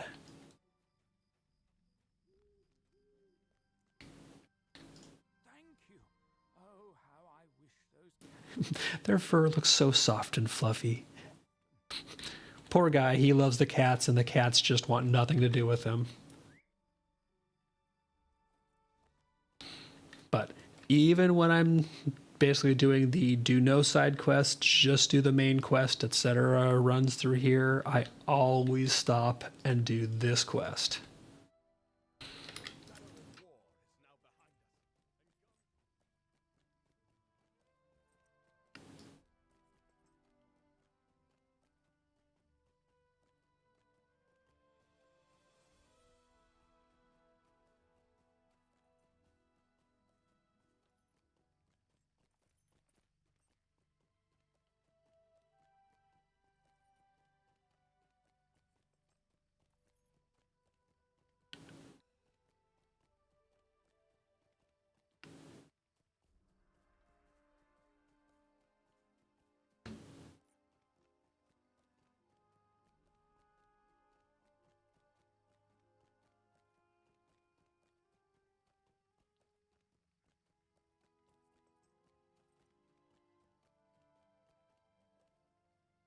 Never thought to see such happy days as these.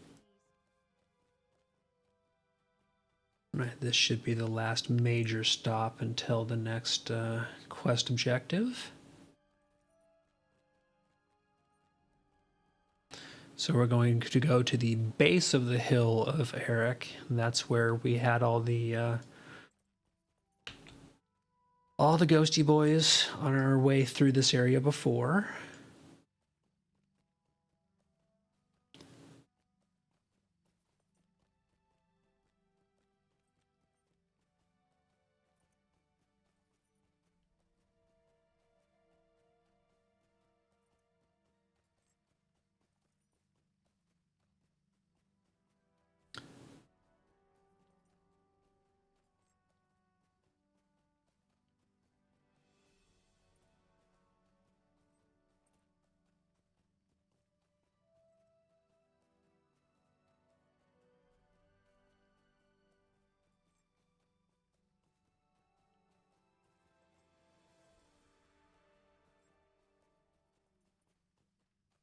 And there we go. Now we can kind of see it up ahead of us in the distance. That's where we're headed.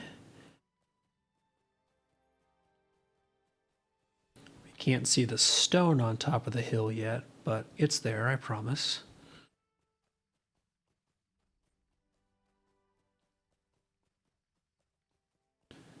There we go. Now we can just make out between the trees the stone on top of the hill when it comes into view.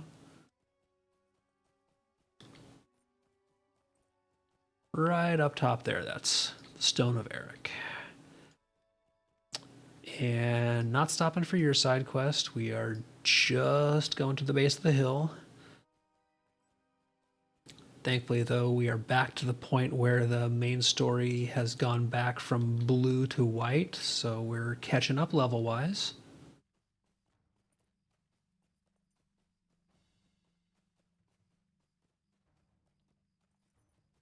It is nighttime here, so all of the Oathbreakers are out hanging around on the hill.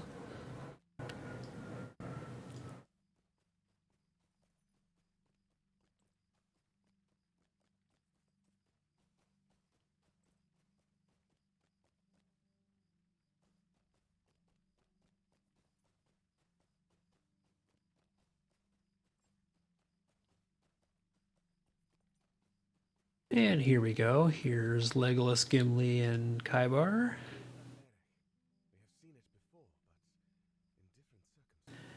And basically we check in with them, and none of them particularly want to climb up to the hill that's surrounded by undead. So our job is to kill some undead. Make the place a little less scary.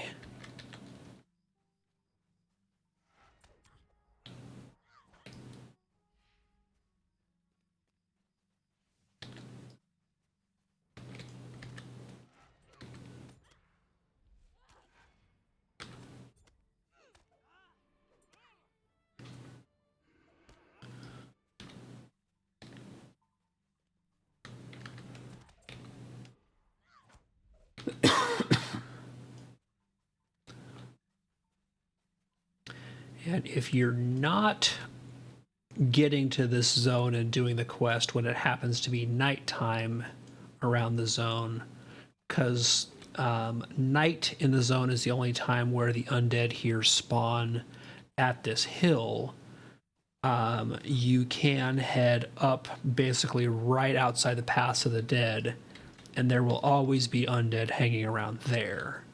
But this time I just happened to be here when it is actually night in the zone in game, so I can just get them around here and not have to travel up to Pass of the Dead.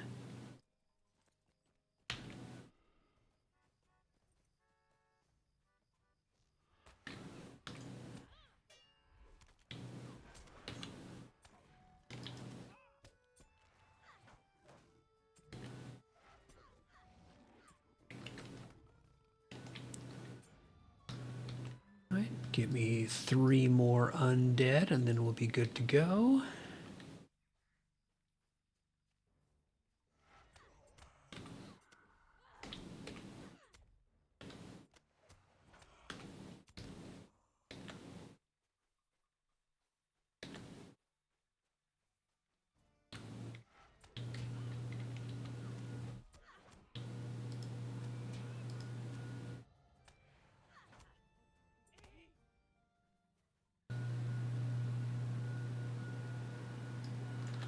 And last one will be this guy right here.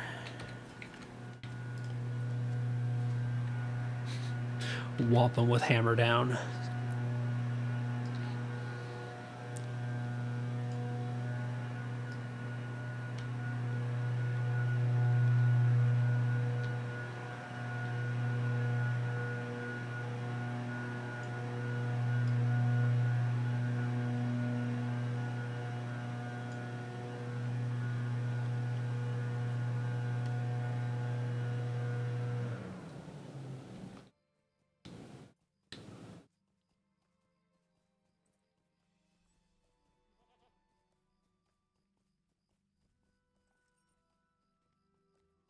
And now again, like we've been doing, check in with one of the towns we went through before.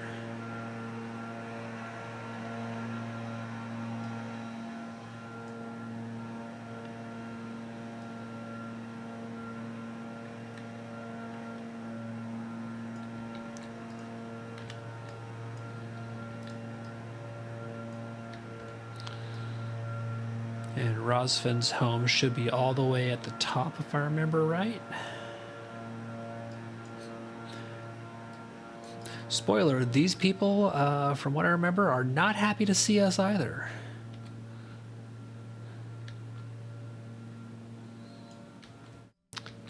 Hi, Ross. How's it going? On the black fruit fail, Not so well. away eastward to war. All right, they want me to check in with some surly residents, which is always a good sign. I've got nothing to say to you. Move along.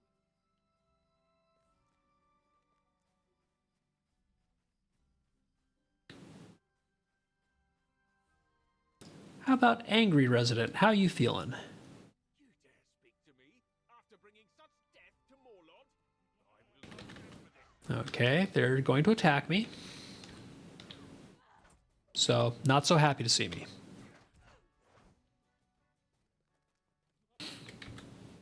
And now we go investigate the shouting outside town. So yeah, oddly enough, our last visit through here did not make us popular.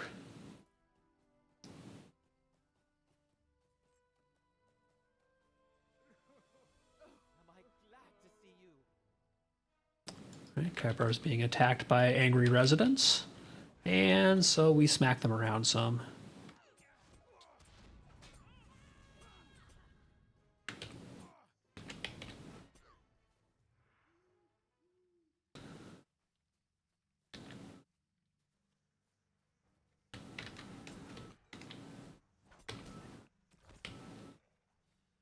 Go check in with Legolas and Gimli.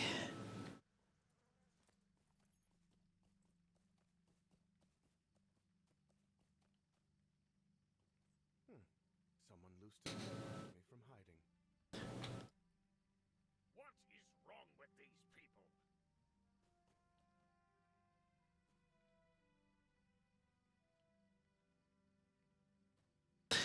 It's fortunate this arrow was not loose with more skill, i.e., it's a good thing the people in the town were angry but terrible, terrible shots.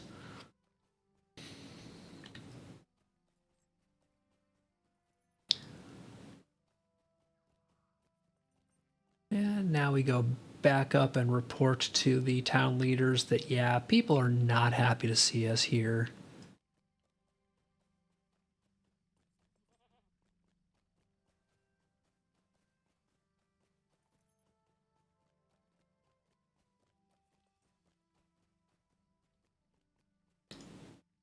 Supporters of the heirs of Castamere. No, I do not think they are responsible for this. I bid you farewell, then, and I will try to master. All right, now we're going to keep heading south and meet back up with Aragorn and continue King Elisar's Magical Mystery Tour.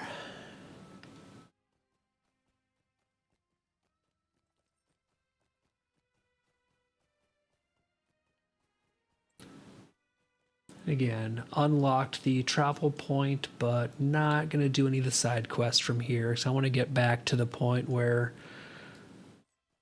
everything is staying white or yellow as far as the levels go.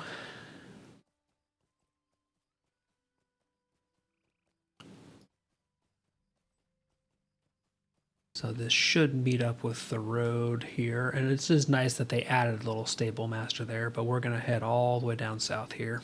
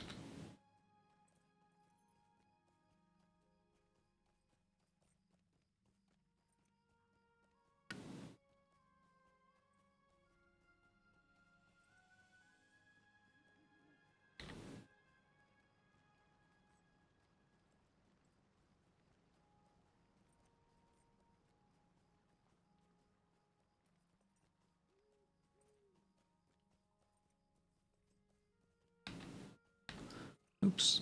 I should just, again, because I might come back through these areas to do deeds and stuff. Make sure I grab the travel point.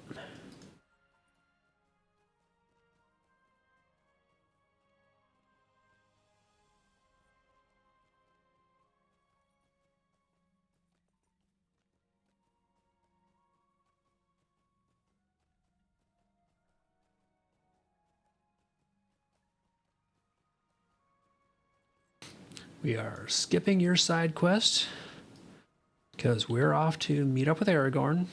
Got no time for you.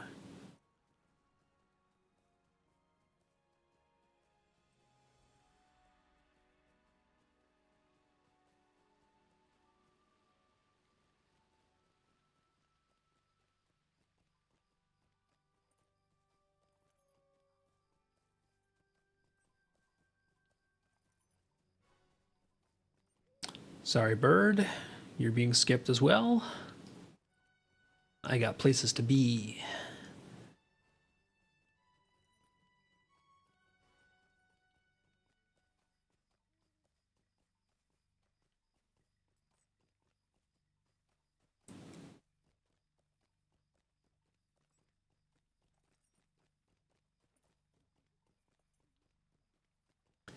Now, if I remember right, there's some auto quests coming into these camps. And I will do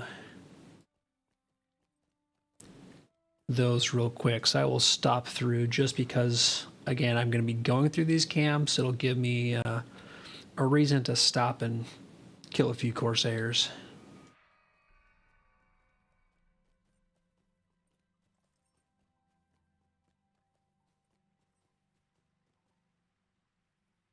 Refresh my food as well, because I let that run out long ago.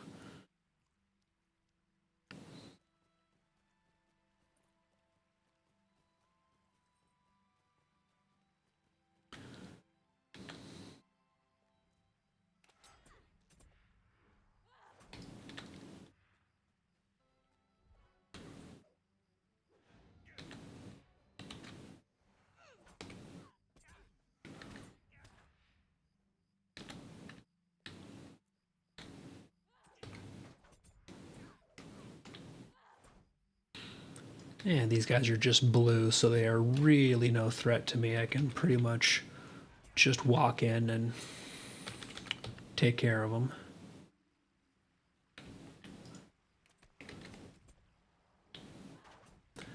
But it's a nice little side diversion, break from the long travel between point A and point B. And also progress towards deeds.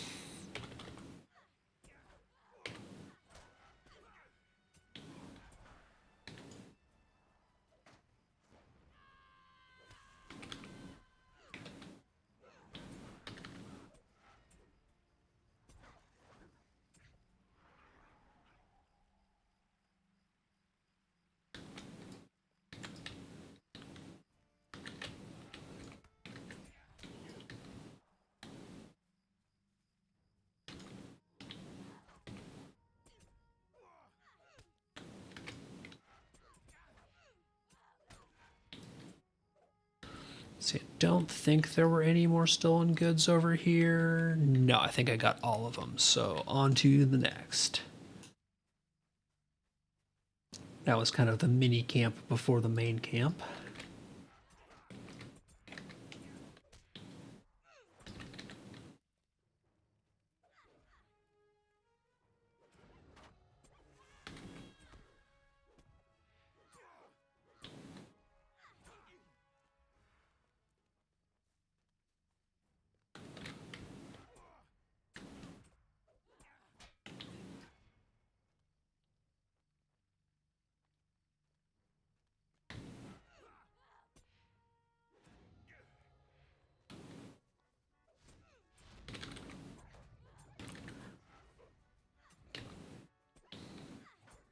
Seriously, Hammer Down is just such a good skill on Redline Guardian with the big old two-hander.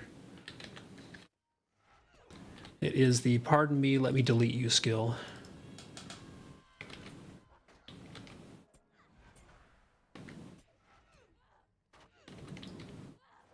Why are you shooting me? That is so impolite.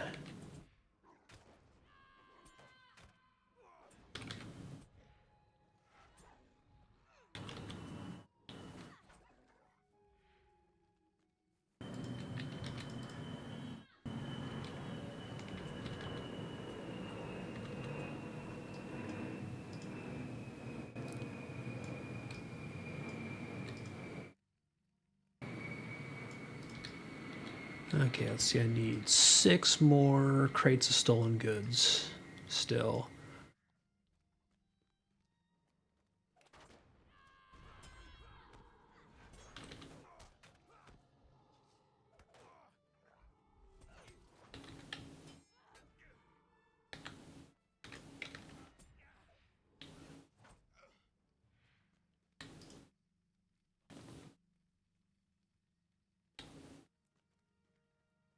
Are there any in here? Nope, just Corsairs.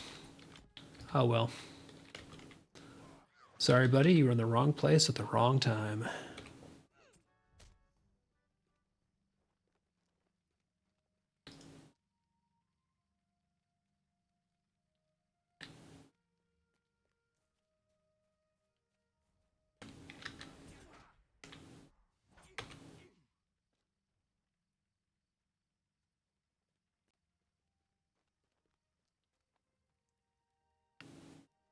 That's 10, and one ahead of me will be 11, so I just need one more after I grab this.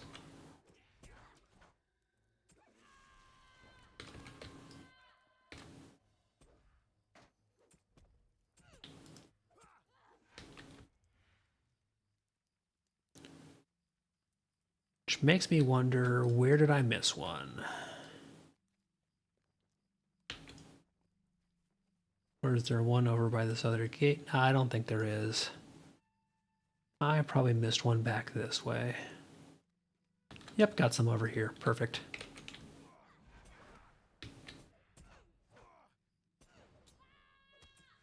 Bastion of Light, the get myself into trouble skill. It is a really fun skill on the Guardian, but boy, can you end up with way more mobs than you intend. Alright, so this one I can just finish here. The other one I do need to basically take back to that camp there, which means not going to do that now. I will ride back to it when I have my next travel point unlocked. See if I can get through these guys without getting dismounted. I think yeah. I didn't think that was going to work. Sorry, I have no reason to kill you anymore. You don't progress any quests.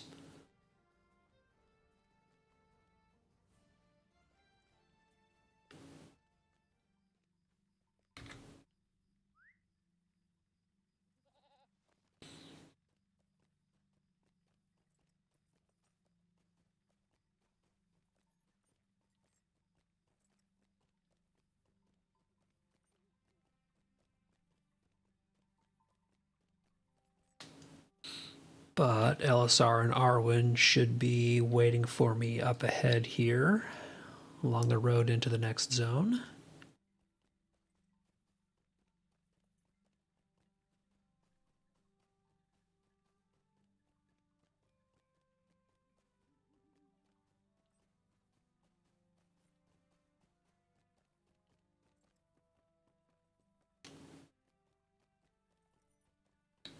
Okay, do my check-in. On my behalf to Morlod. Yeah, Morlod was not happy to see us.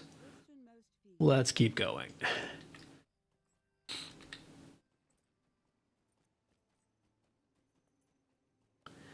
But this is good because this makes it so that I'm back in a zone where I don't have blue or teal enemies.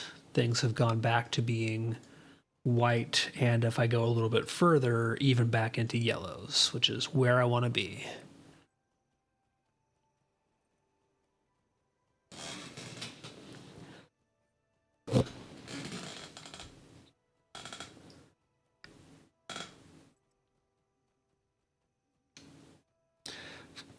Of course, I am getting closer to leveling where these guys will start being back down into the blues, but that'll happen.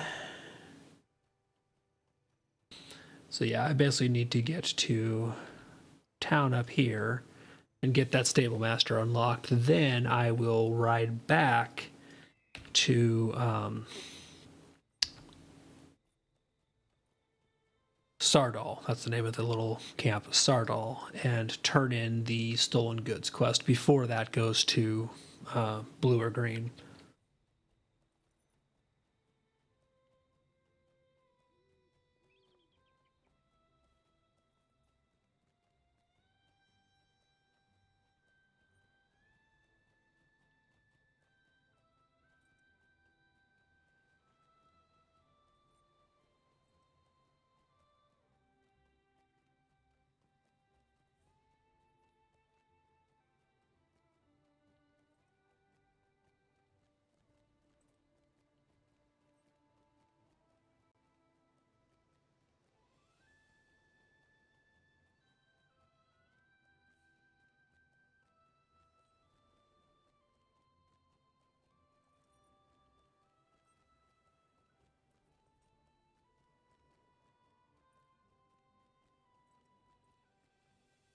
Corsair is just hanging out in the road here. That's not a good spot to stand.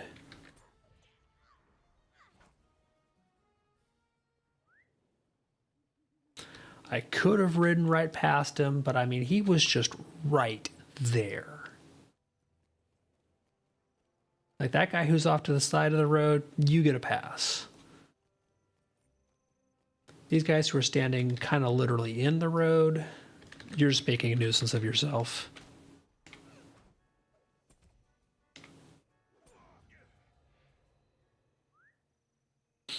So you get hammered.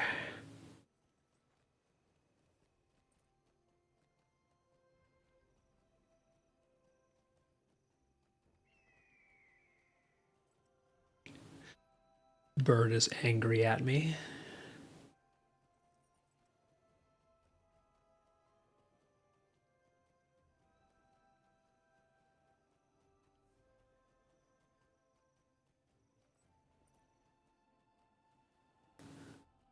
And there we go. I can see town up ahead. Actually, that's the kind of lighthouse area. This is the town I want.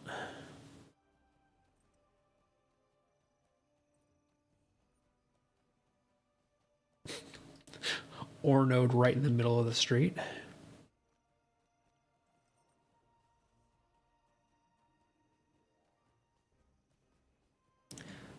Okay, stable master unlocked.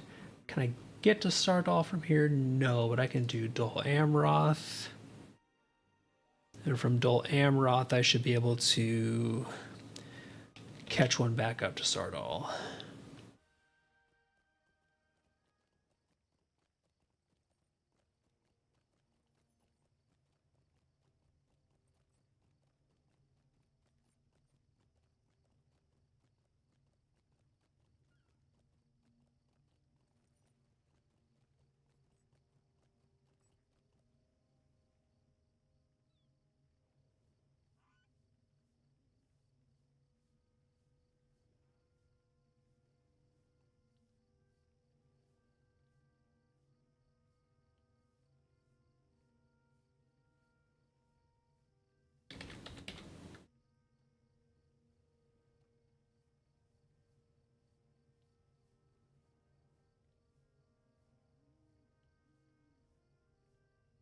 Ah, there we go. King's Gondor is its own little mini section in the Stable Master Collection. So let's see. Sardal connects to Dol Amroth. Perfect.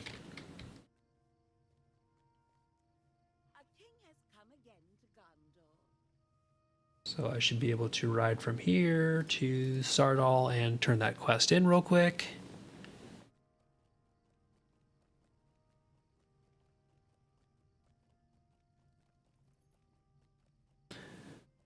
Again, this is just to make sure that I get that quest turned in while it is still an on-level quest, so the reward for it is good.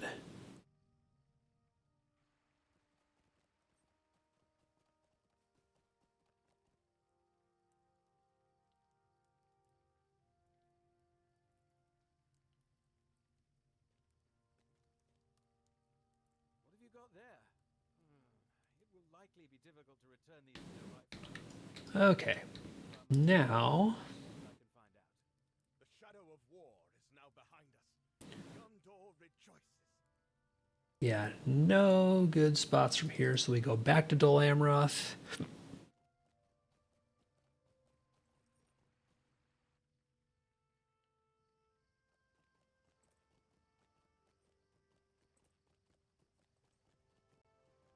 And then from there, we'll go to Melgabus.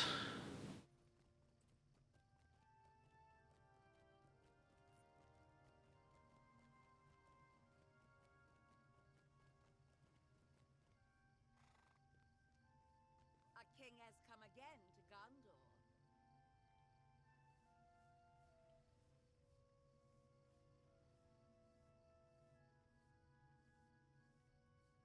Oh, there we are.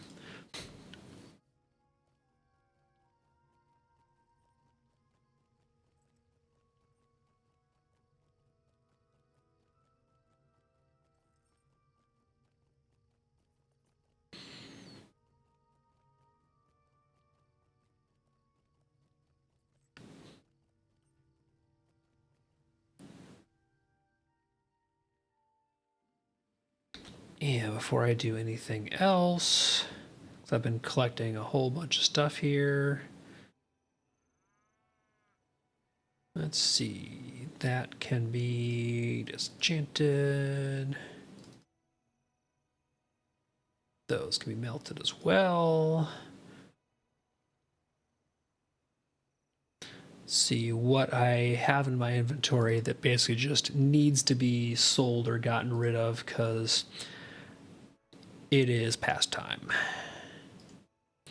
All of these kind of junk quest reward gear I'm going to get rid of because I'm pretty much just going to push through pretty close to 150 with more or less the gear that I'm wearing right now because these pieces just aren't that much better until you get into Umbar proper.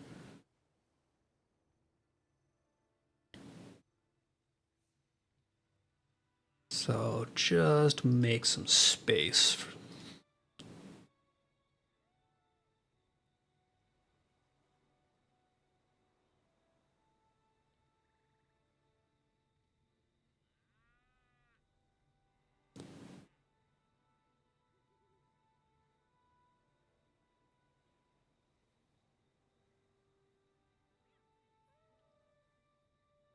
I have plenty of decent gear waiting for when this character gets a few more levels. I don't really need to worry too much about all this kind of intermediate stuff. I just want the inventory space.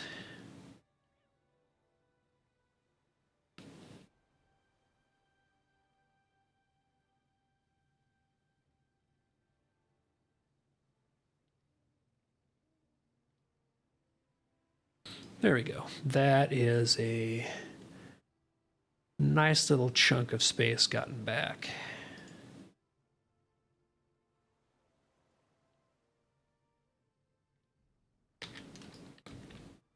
Who are these fine folk? A king and queen? All right, so defeat Lynx and Corsairs. But I think what I'm going to do now real quick is I want to switch over, and I've been playing the Guardian for a little while. I'm going to swap and get some levels on my baby champ over on Peregrine, because I want to keep making progress to get that character worked towards level cap.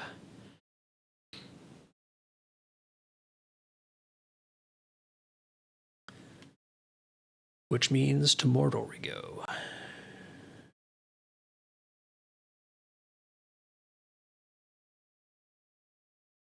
But of course, I also have to switch over to the other server, which I really do wish that Lotro had a faster way rather than going completely out and back in, back through the launcher to just get to another server.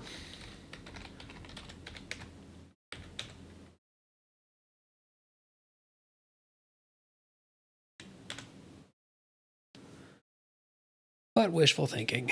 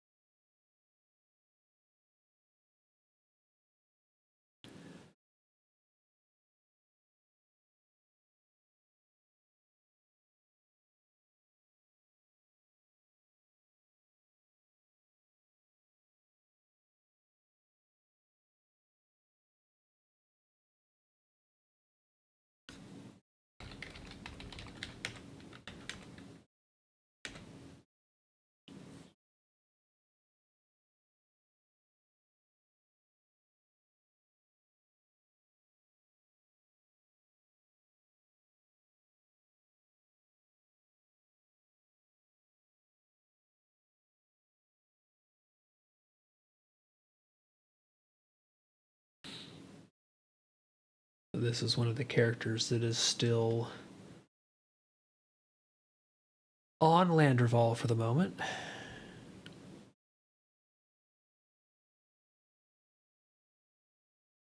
But swapped back over to the old server. Now just need to load in and go run around in Mordor a bit.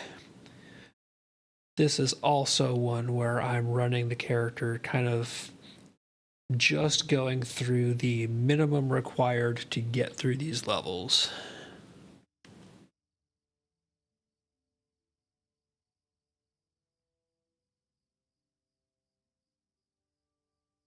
And I'm in a place that used to be my house, but is no longer my house. Womp womp. Okay. Let's check on how my... Nope. I, in fact, do need to replace my town services because it has run out.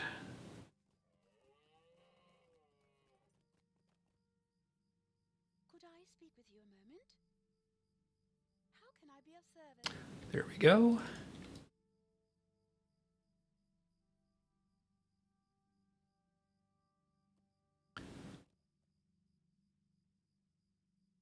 So I don't think that the far-ranging stable master has anything in Mordor, do they?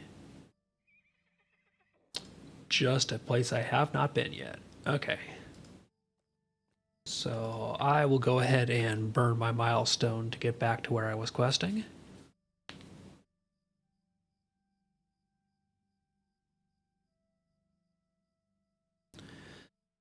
So we're going back to Mordor. And let's see, how close am I to where I need to be? Not particularly. Okay, where do I need to be? Defeat Easterlings at Rudvorn, an Easterling camp in Udun. Okay, so where is Rudvorn?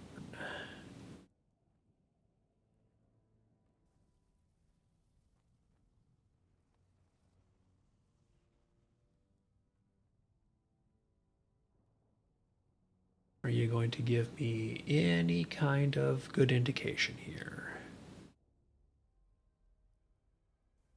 Ah, there we go. Okay, so it's over here.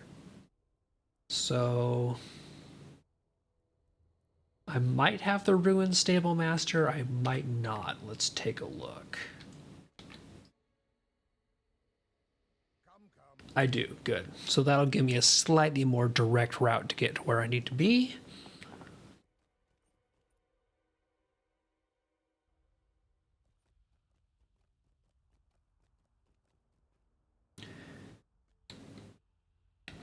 So I'm going to be headed up the road to the north.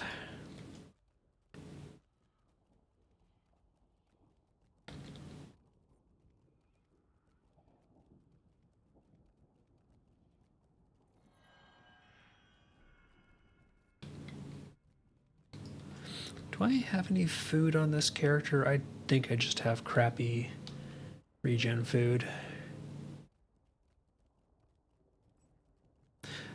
They're in kind of that awkward level range where I don't have any good food pre-made and waiting. I think everything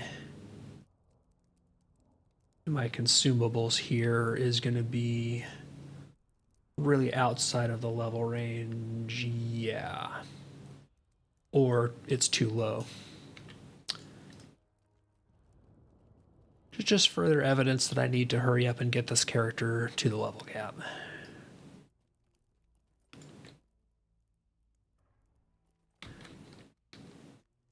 I'll get a few of these guys because they count towards the Stone Slayer deed. So that guy was right there looking at me funny. He had to die.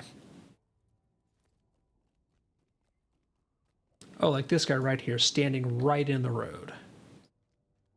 Like, come on.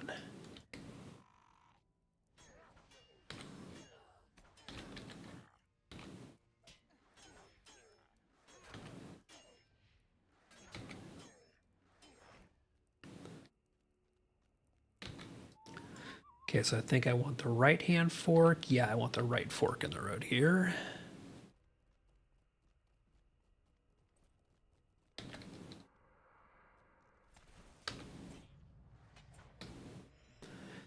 And ideally, I'm hoping not to spend so much time in Mordor that I have to deal with gearing up for the light mechanic. But I might actually just have to start throwing on some of the quest reward gear to raise that light rating if I'm in here for too many levels, because otherwise the debuff does start sucking.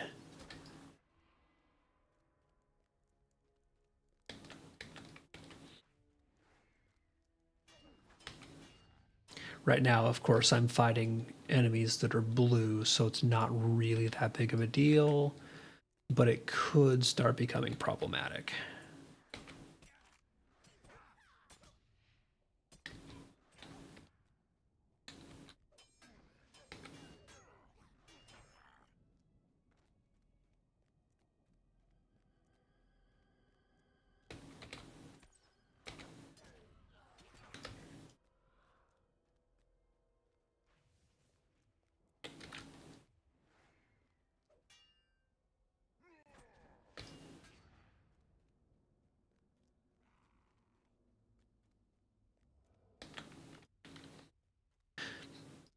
I do like that a lot of times I can just leave Deep Wounds bleeds to finish enemies off and keep running past them. Okay. That's enough distractions. Let's go find the camp that I'm looking for. That might be it up ahead. Yep, that looks like it there.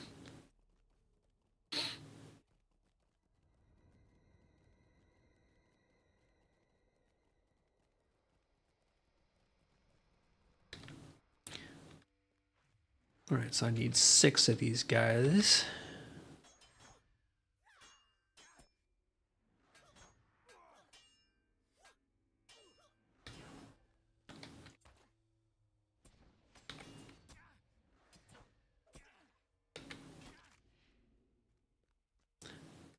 I'm not going to have any troubles finding 6 enemies in here. They are plentiful.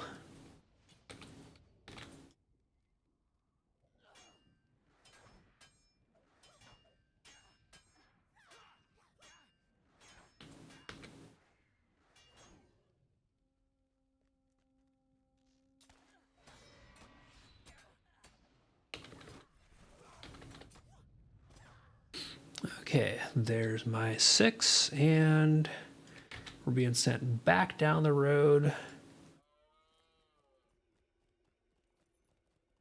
And because these guys are all blue, I'm not going to stay there killing them. I'm just going to kind of keep going on. So I want to get back into where, just like with the Guardian, I'm back into whites and yellows.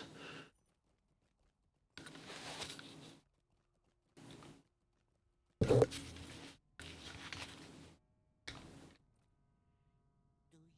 rejoice to pursue a man who has done nothing? Yeah, blah, blah, blah. You don't believe his sad story, do you? Oh, now I need to bring the heirloom back to Mithrandir, which is all the way back at the start of the Black Gate. Of course.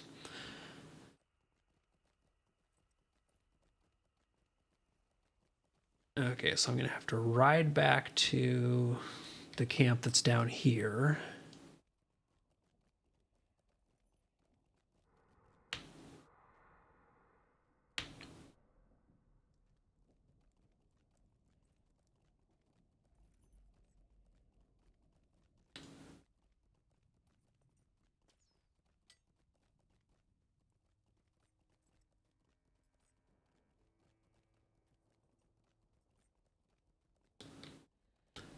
And stop and kill this guy because he's big and he's right here.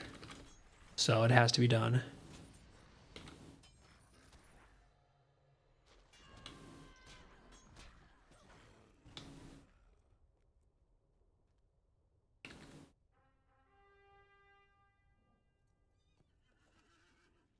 I take the fast horse through all these mobs here because really I'm just riding to Stable Master down there. Because it will be quicker to go all the way back to this Stable Master and then ride the fast horse to the camp at the beginning of the zone rather than ride all the way through this whole section here.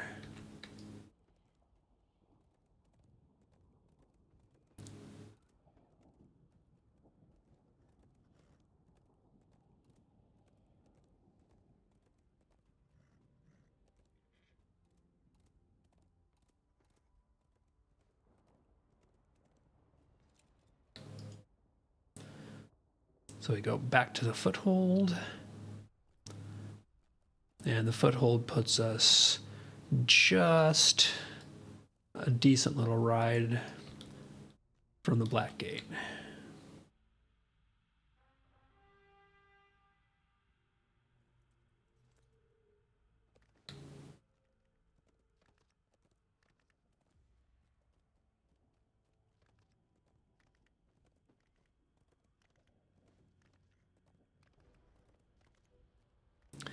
Mordor is such a cheery place.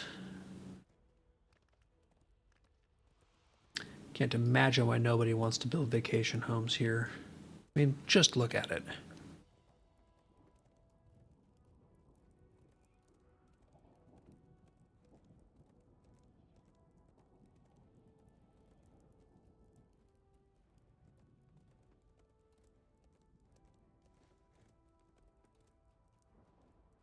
All right, checking with Mithrandir. Prisoners, you have brought an Easterling out of Mordor. The air in Udun is filled with choking fumes and unhealthy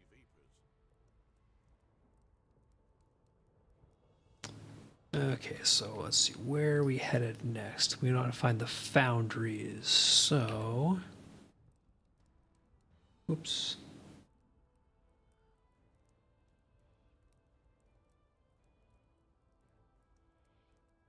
All right, so that's going to be inside and then up in the north section of the map there.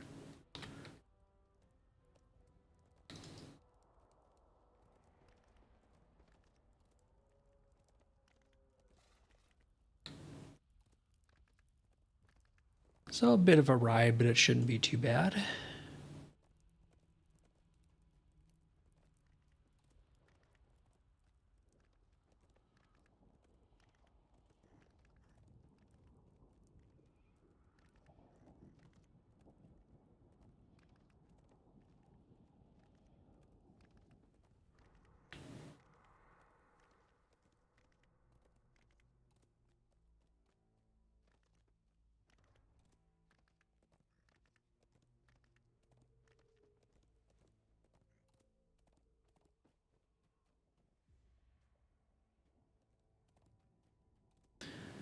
Really, most of it's just going to be figuring out where I need to make my turn to get back up and get some elevation. Because that's what I always end up missing. And this is it here to my left.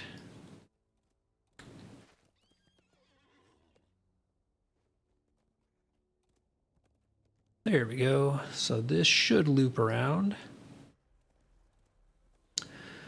Good morning or good afternoon here. How it goes? I'm just goofing off, playing a little bit of Lotro, leveling characters. This character is still in the queue for the transfer.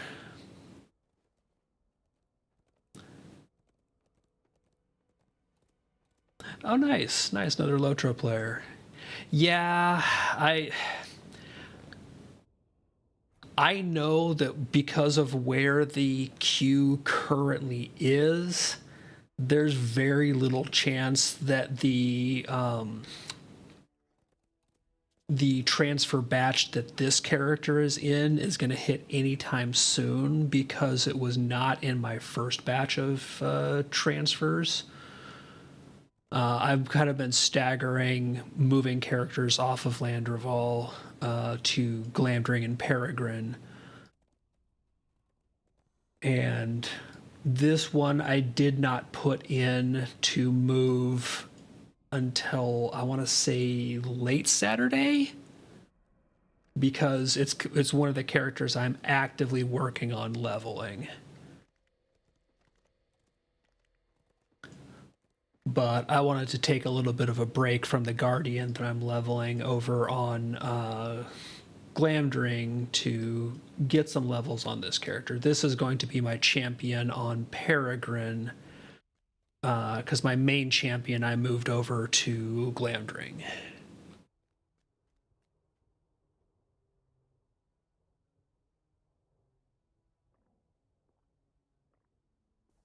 How's the great transfer war been treating you? Have you gotten any of your characters onto new servers yet, or have you been giving it time?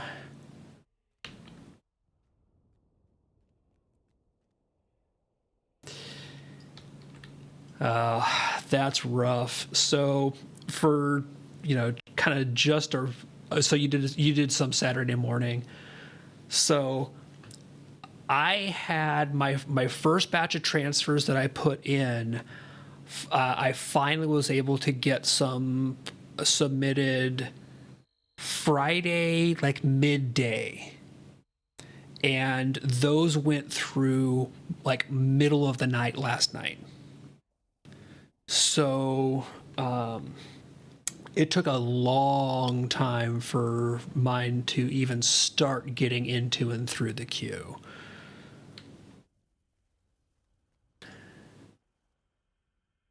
Right, hand out restorative drafts to the soldiers here. None of you guys should really be hanging out in Mordor. It's not good for you. Yeah, I know a lot of people have been reporting that they're really hitting closer to that kind of estimated 48 hours or less for the process. I really have the strong suspicion that those of us who have older characters in our transfer queue, characters who have been on their server for, 10 plus years. I really think that those seem like they're taking longer to process through the system just because there's so much more accumulated cruft on those characters. What have you done? You have stopped my men from their tasks. Okay, so we're gonna go down into the mines and kill us some orcs and get treasures.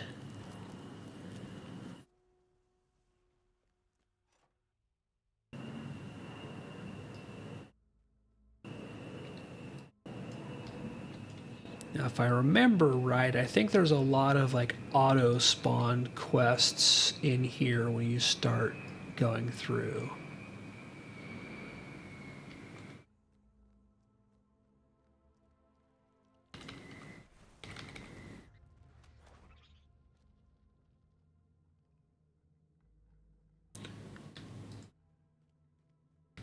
Let's see, Last Alliance artifacts. Yep, more quest starters in here. From what I remember, this just kind of has a lot of those quests that will accumulate and start up. Although I was expecting to see more orcs early on. I think they might be above me.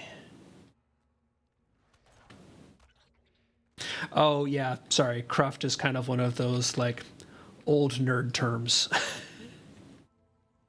It's something you see a lot in, code and software, just accumulated crud that's piled up over the years and isn't really used anymore, but it's still there. So I have the sneaking suspicion that some of us who have characters in the transfer queue that have been, like, for example, my first transfer that I put in, one of the characters, actually I think a couple of characters in that batch had been on Landreval since like 2011, something along those lines, 2012. Like they were my first characters that I made when I transferred post Helm's Deep onto Landreval. So they had well over a decade of just accumulating data and had been through multiple versions of the game, basically. So I know that a lot of people who did get character transfers through pretty quickly also had characters that were like, oh, it's 5 years old, 6 years old, stuff like that. So I do strongly wonder if people whose characters had pretty much always been on more modern versions of the games are just easier for the transfer tool to quickly process and get ready to put on the new servers databases. Oh, so you're one of the lucky few who still has hung on to things like travel rations and stuff. Nice. I love that people still will periodically put up travel rations for sale and what have you, or just link them. Like, here's a nice little artifact of the Lotro that was.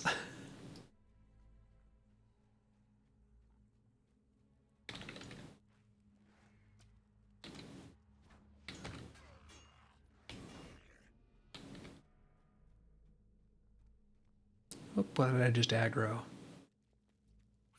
Oh, spiders.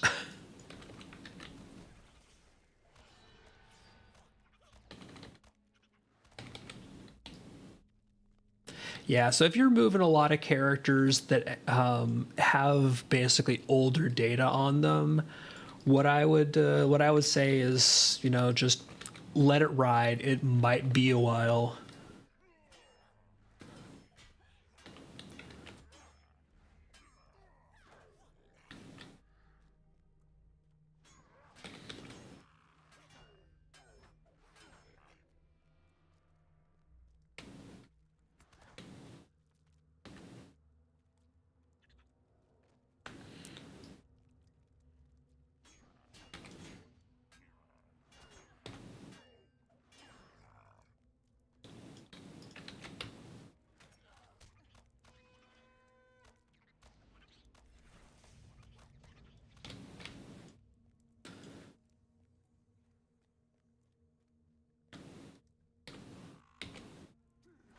There we go. There's another artifact up ahead. I was starting to wonder if I just like kind of left the quest area.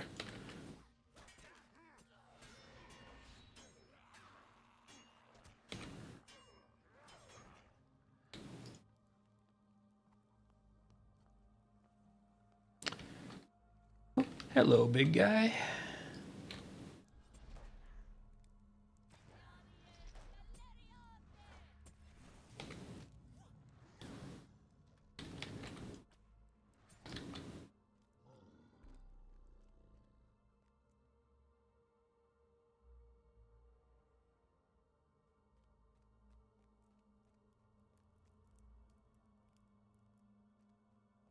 I think that's the way back up, and I don't want to go back up just yet because I have a feeling there's more of what I need down here.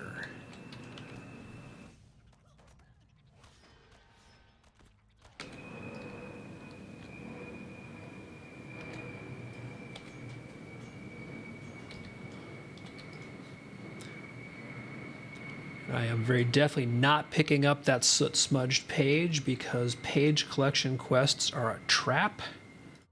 And we want to move quickly through Mordor. I am not going to play that game. Okay, I think that's all of this little mini area done, so I will go up the stairs on the other side here.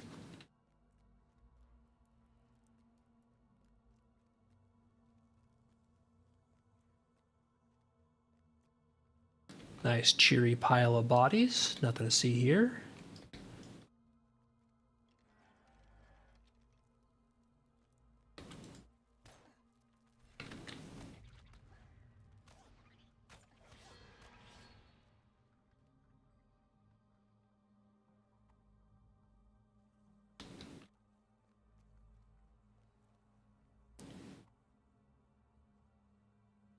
And there we go, making better progress.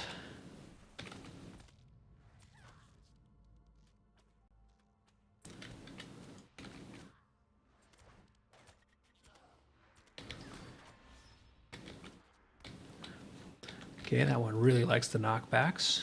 Jerk mob.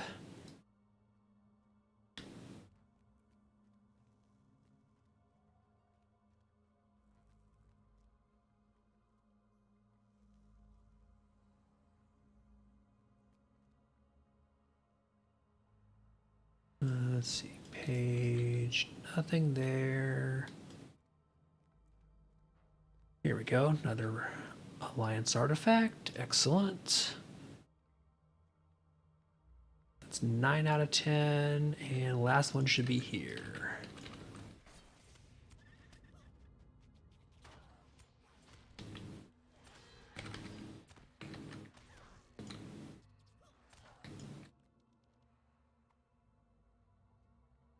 Okay, so now I think I need to go back up into the upper levels to find more of the forge guys.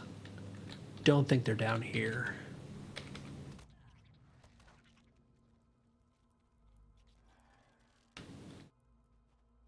Oh, are these them? Nope. These are forge workers. These aren't the guys who have the... Oh, I need forge worker slaves. Okay.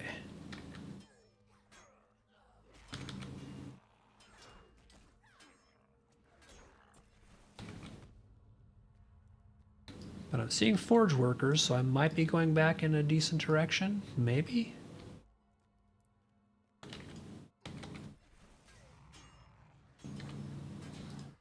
So far, all signs point to no.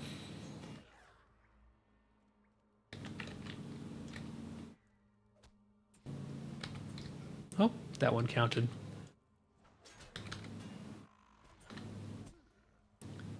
And that one counted too. Okay, so they're not called forge worker slaves as an enemy. They're just forge workers.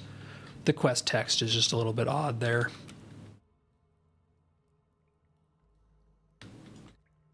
Okay, so that one I can just advance. And okay, so both of these are now bring 2 and bring 2. So I just need to find where the door out is.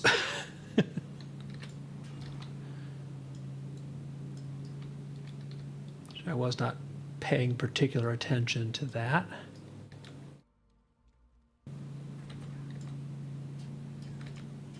Just what's my way out of here? I think I started here.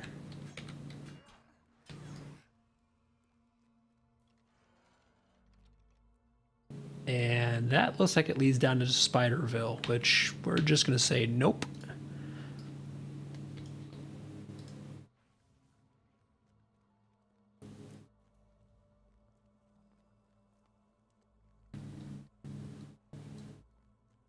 And let's see if I can't find a way to get the heck out of here. I don't think it's that lower level below me, although it might be.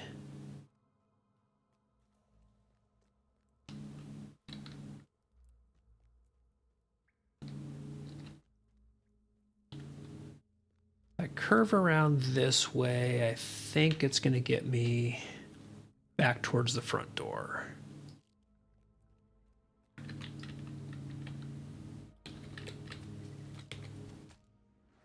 Although it's a bit maze-like finding the paths I need to take.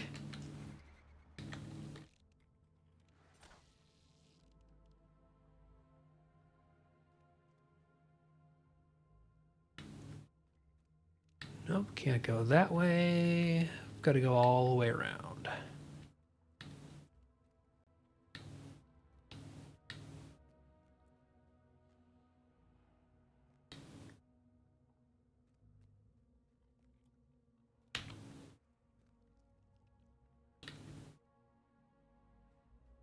All right, obviously that is not the correct way.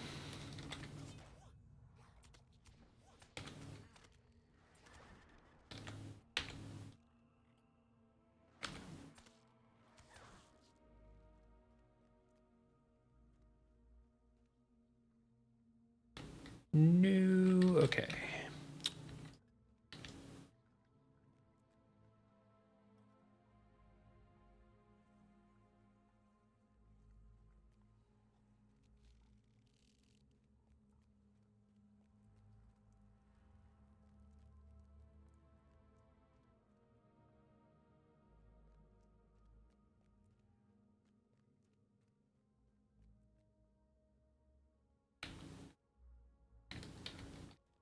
Maybe back through here?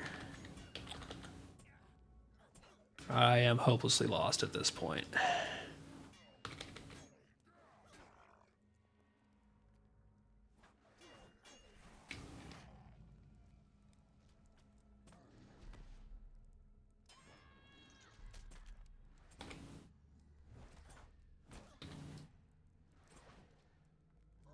Crude marked stone. Quest starter? Yep, quest starter.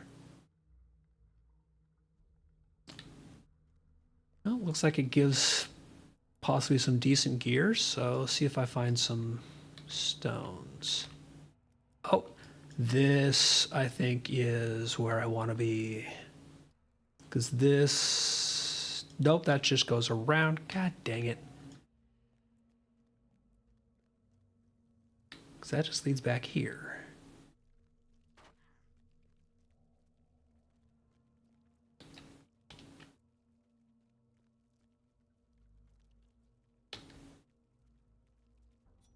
Can't get through that way. Oh, but hey, I found another stone. So at least there's that.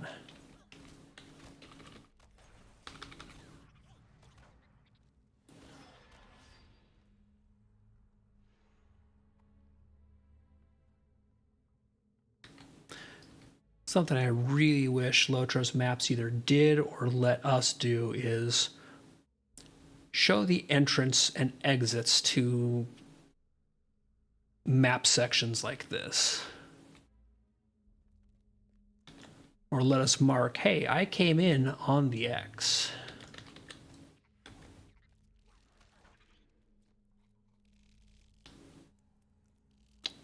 See, that is back down into this sub area, which definitely is not the way out. I know that much.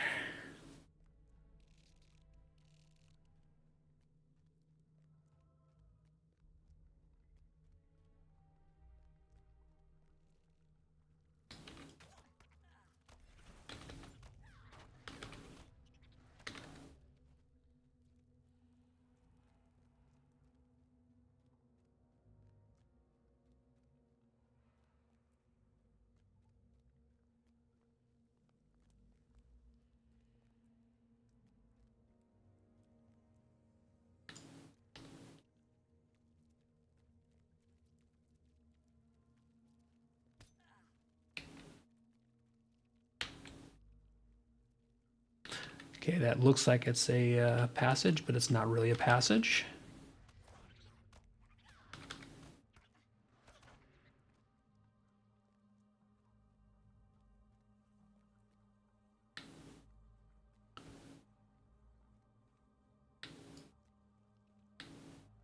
Okay, Trixie game, where is my way out?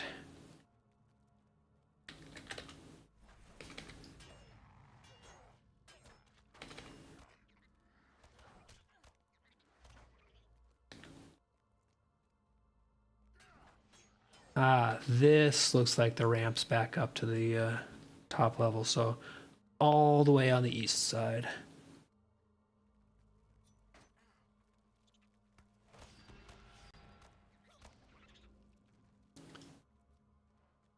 Much better, yep.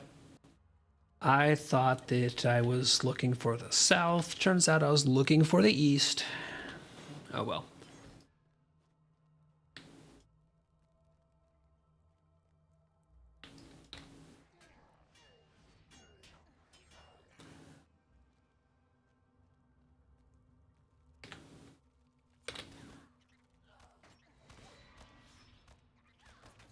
I love how these guys basically just aggroed from a whole other level below me.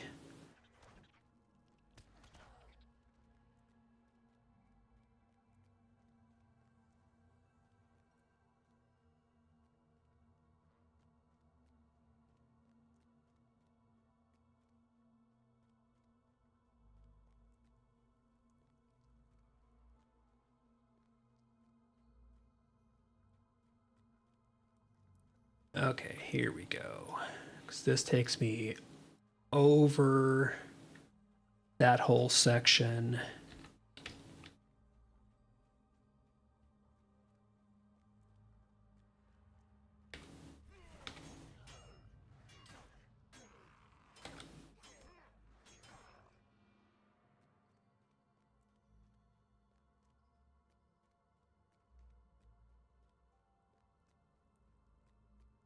Now back through Broodlings. And I think out this way. There we go. Yep. There's the door I was looking for. Oof.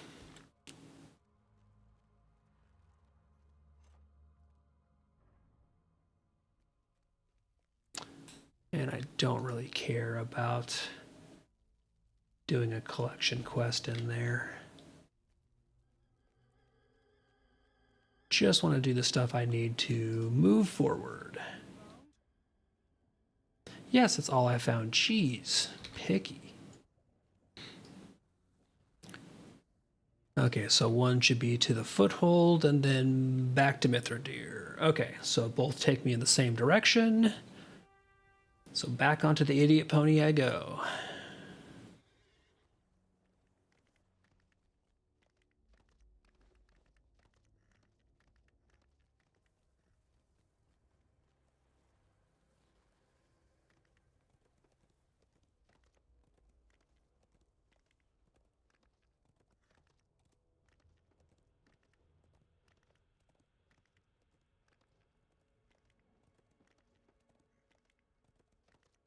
I think not too much longer. I should be moved on into the next section of Mordor. I don't think there's too much more of the main story in Udun. I think this might have been the last of the breadcrumbs to move me forward into the next zone. We'll see.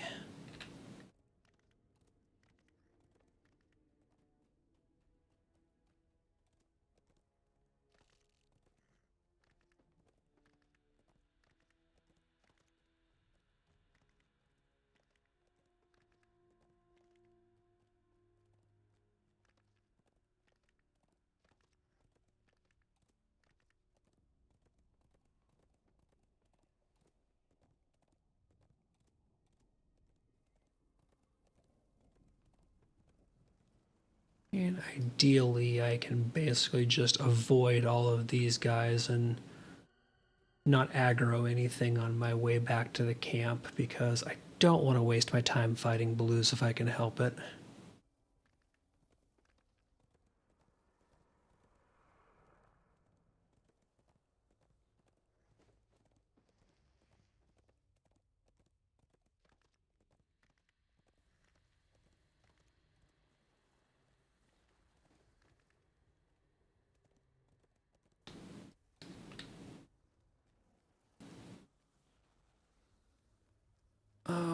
turn in the fragments. Here you go.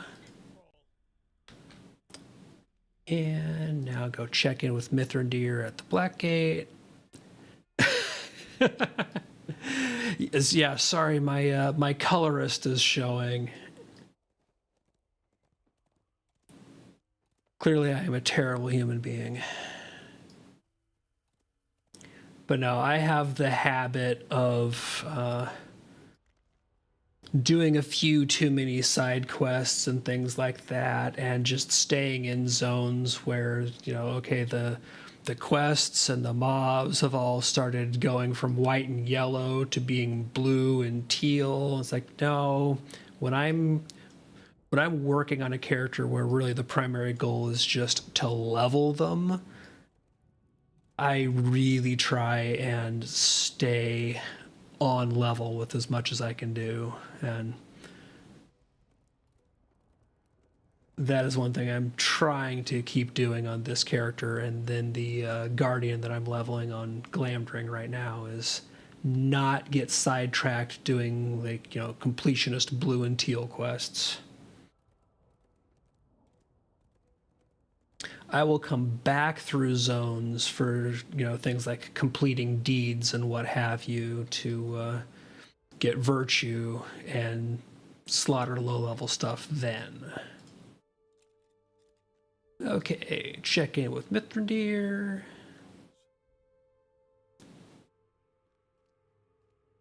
He fancies himself a wizard, does he? Ios and knows about wizards. Yeah, he is kind of a wizard. Don't anger Gandalf, dude. That's a bad decision. He is impudent, and he is impolite, and he is abrasive. He may also be useful. The door has been closed to the eyes of Gondor for more than 1,000 years. Okay, so now we check in with Aragorn because Gandalf has a plan. And all of Gandalf's plans go off foolproof. We know this. With the same treatment.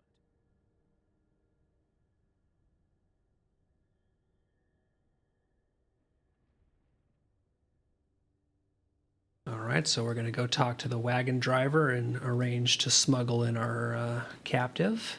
What's that? Another fellow needs passage back to the city. Okay. Go talk to the captive and say, all right, we're sneaking you. What is it?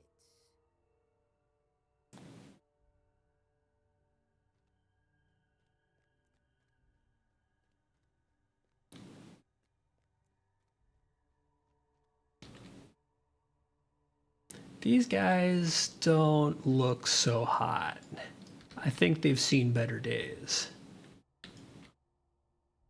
Uhlkor knows no mercy. He delights in death. You should not speak of Urudani. He was the mouth of Sauron. Vile knights rode at his command.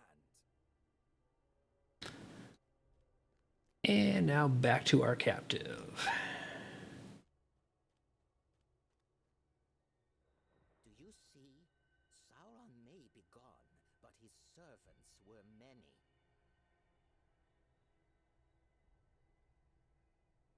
Yeah, it's almost like the all the bad things don't stop when you just take care of one piece of the puzzle. Crazy talk, I know.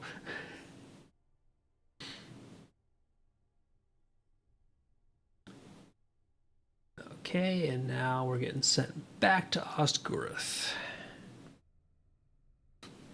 Which does crack me up. It's like at this point in the story, go back to the Lone Lands. Yeah, remember that level 20s zone? Go back from the Black Gate and Mordor to the Lone Lands.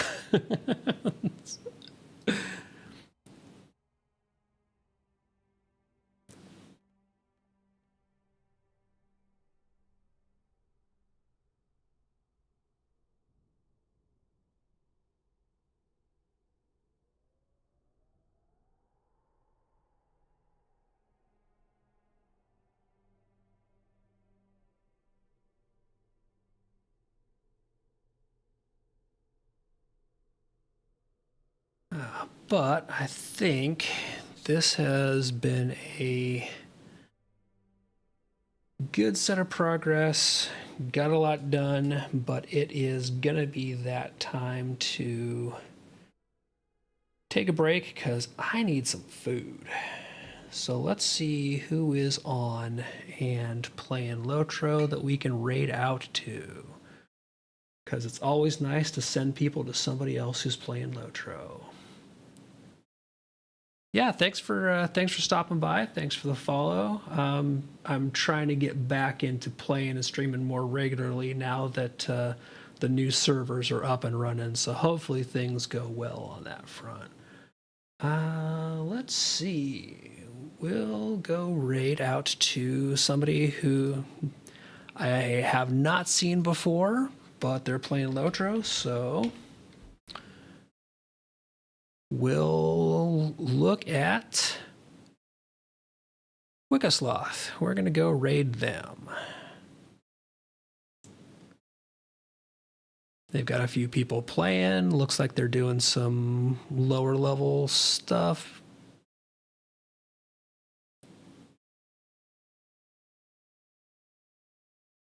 But thanks everybody for stopping by, and be good in your new home.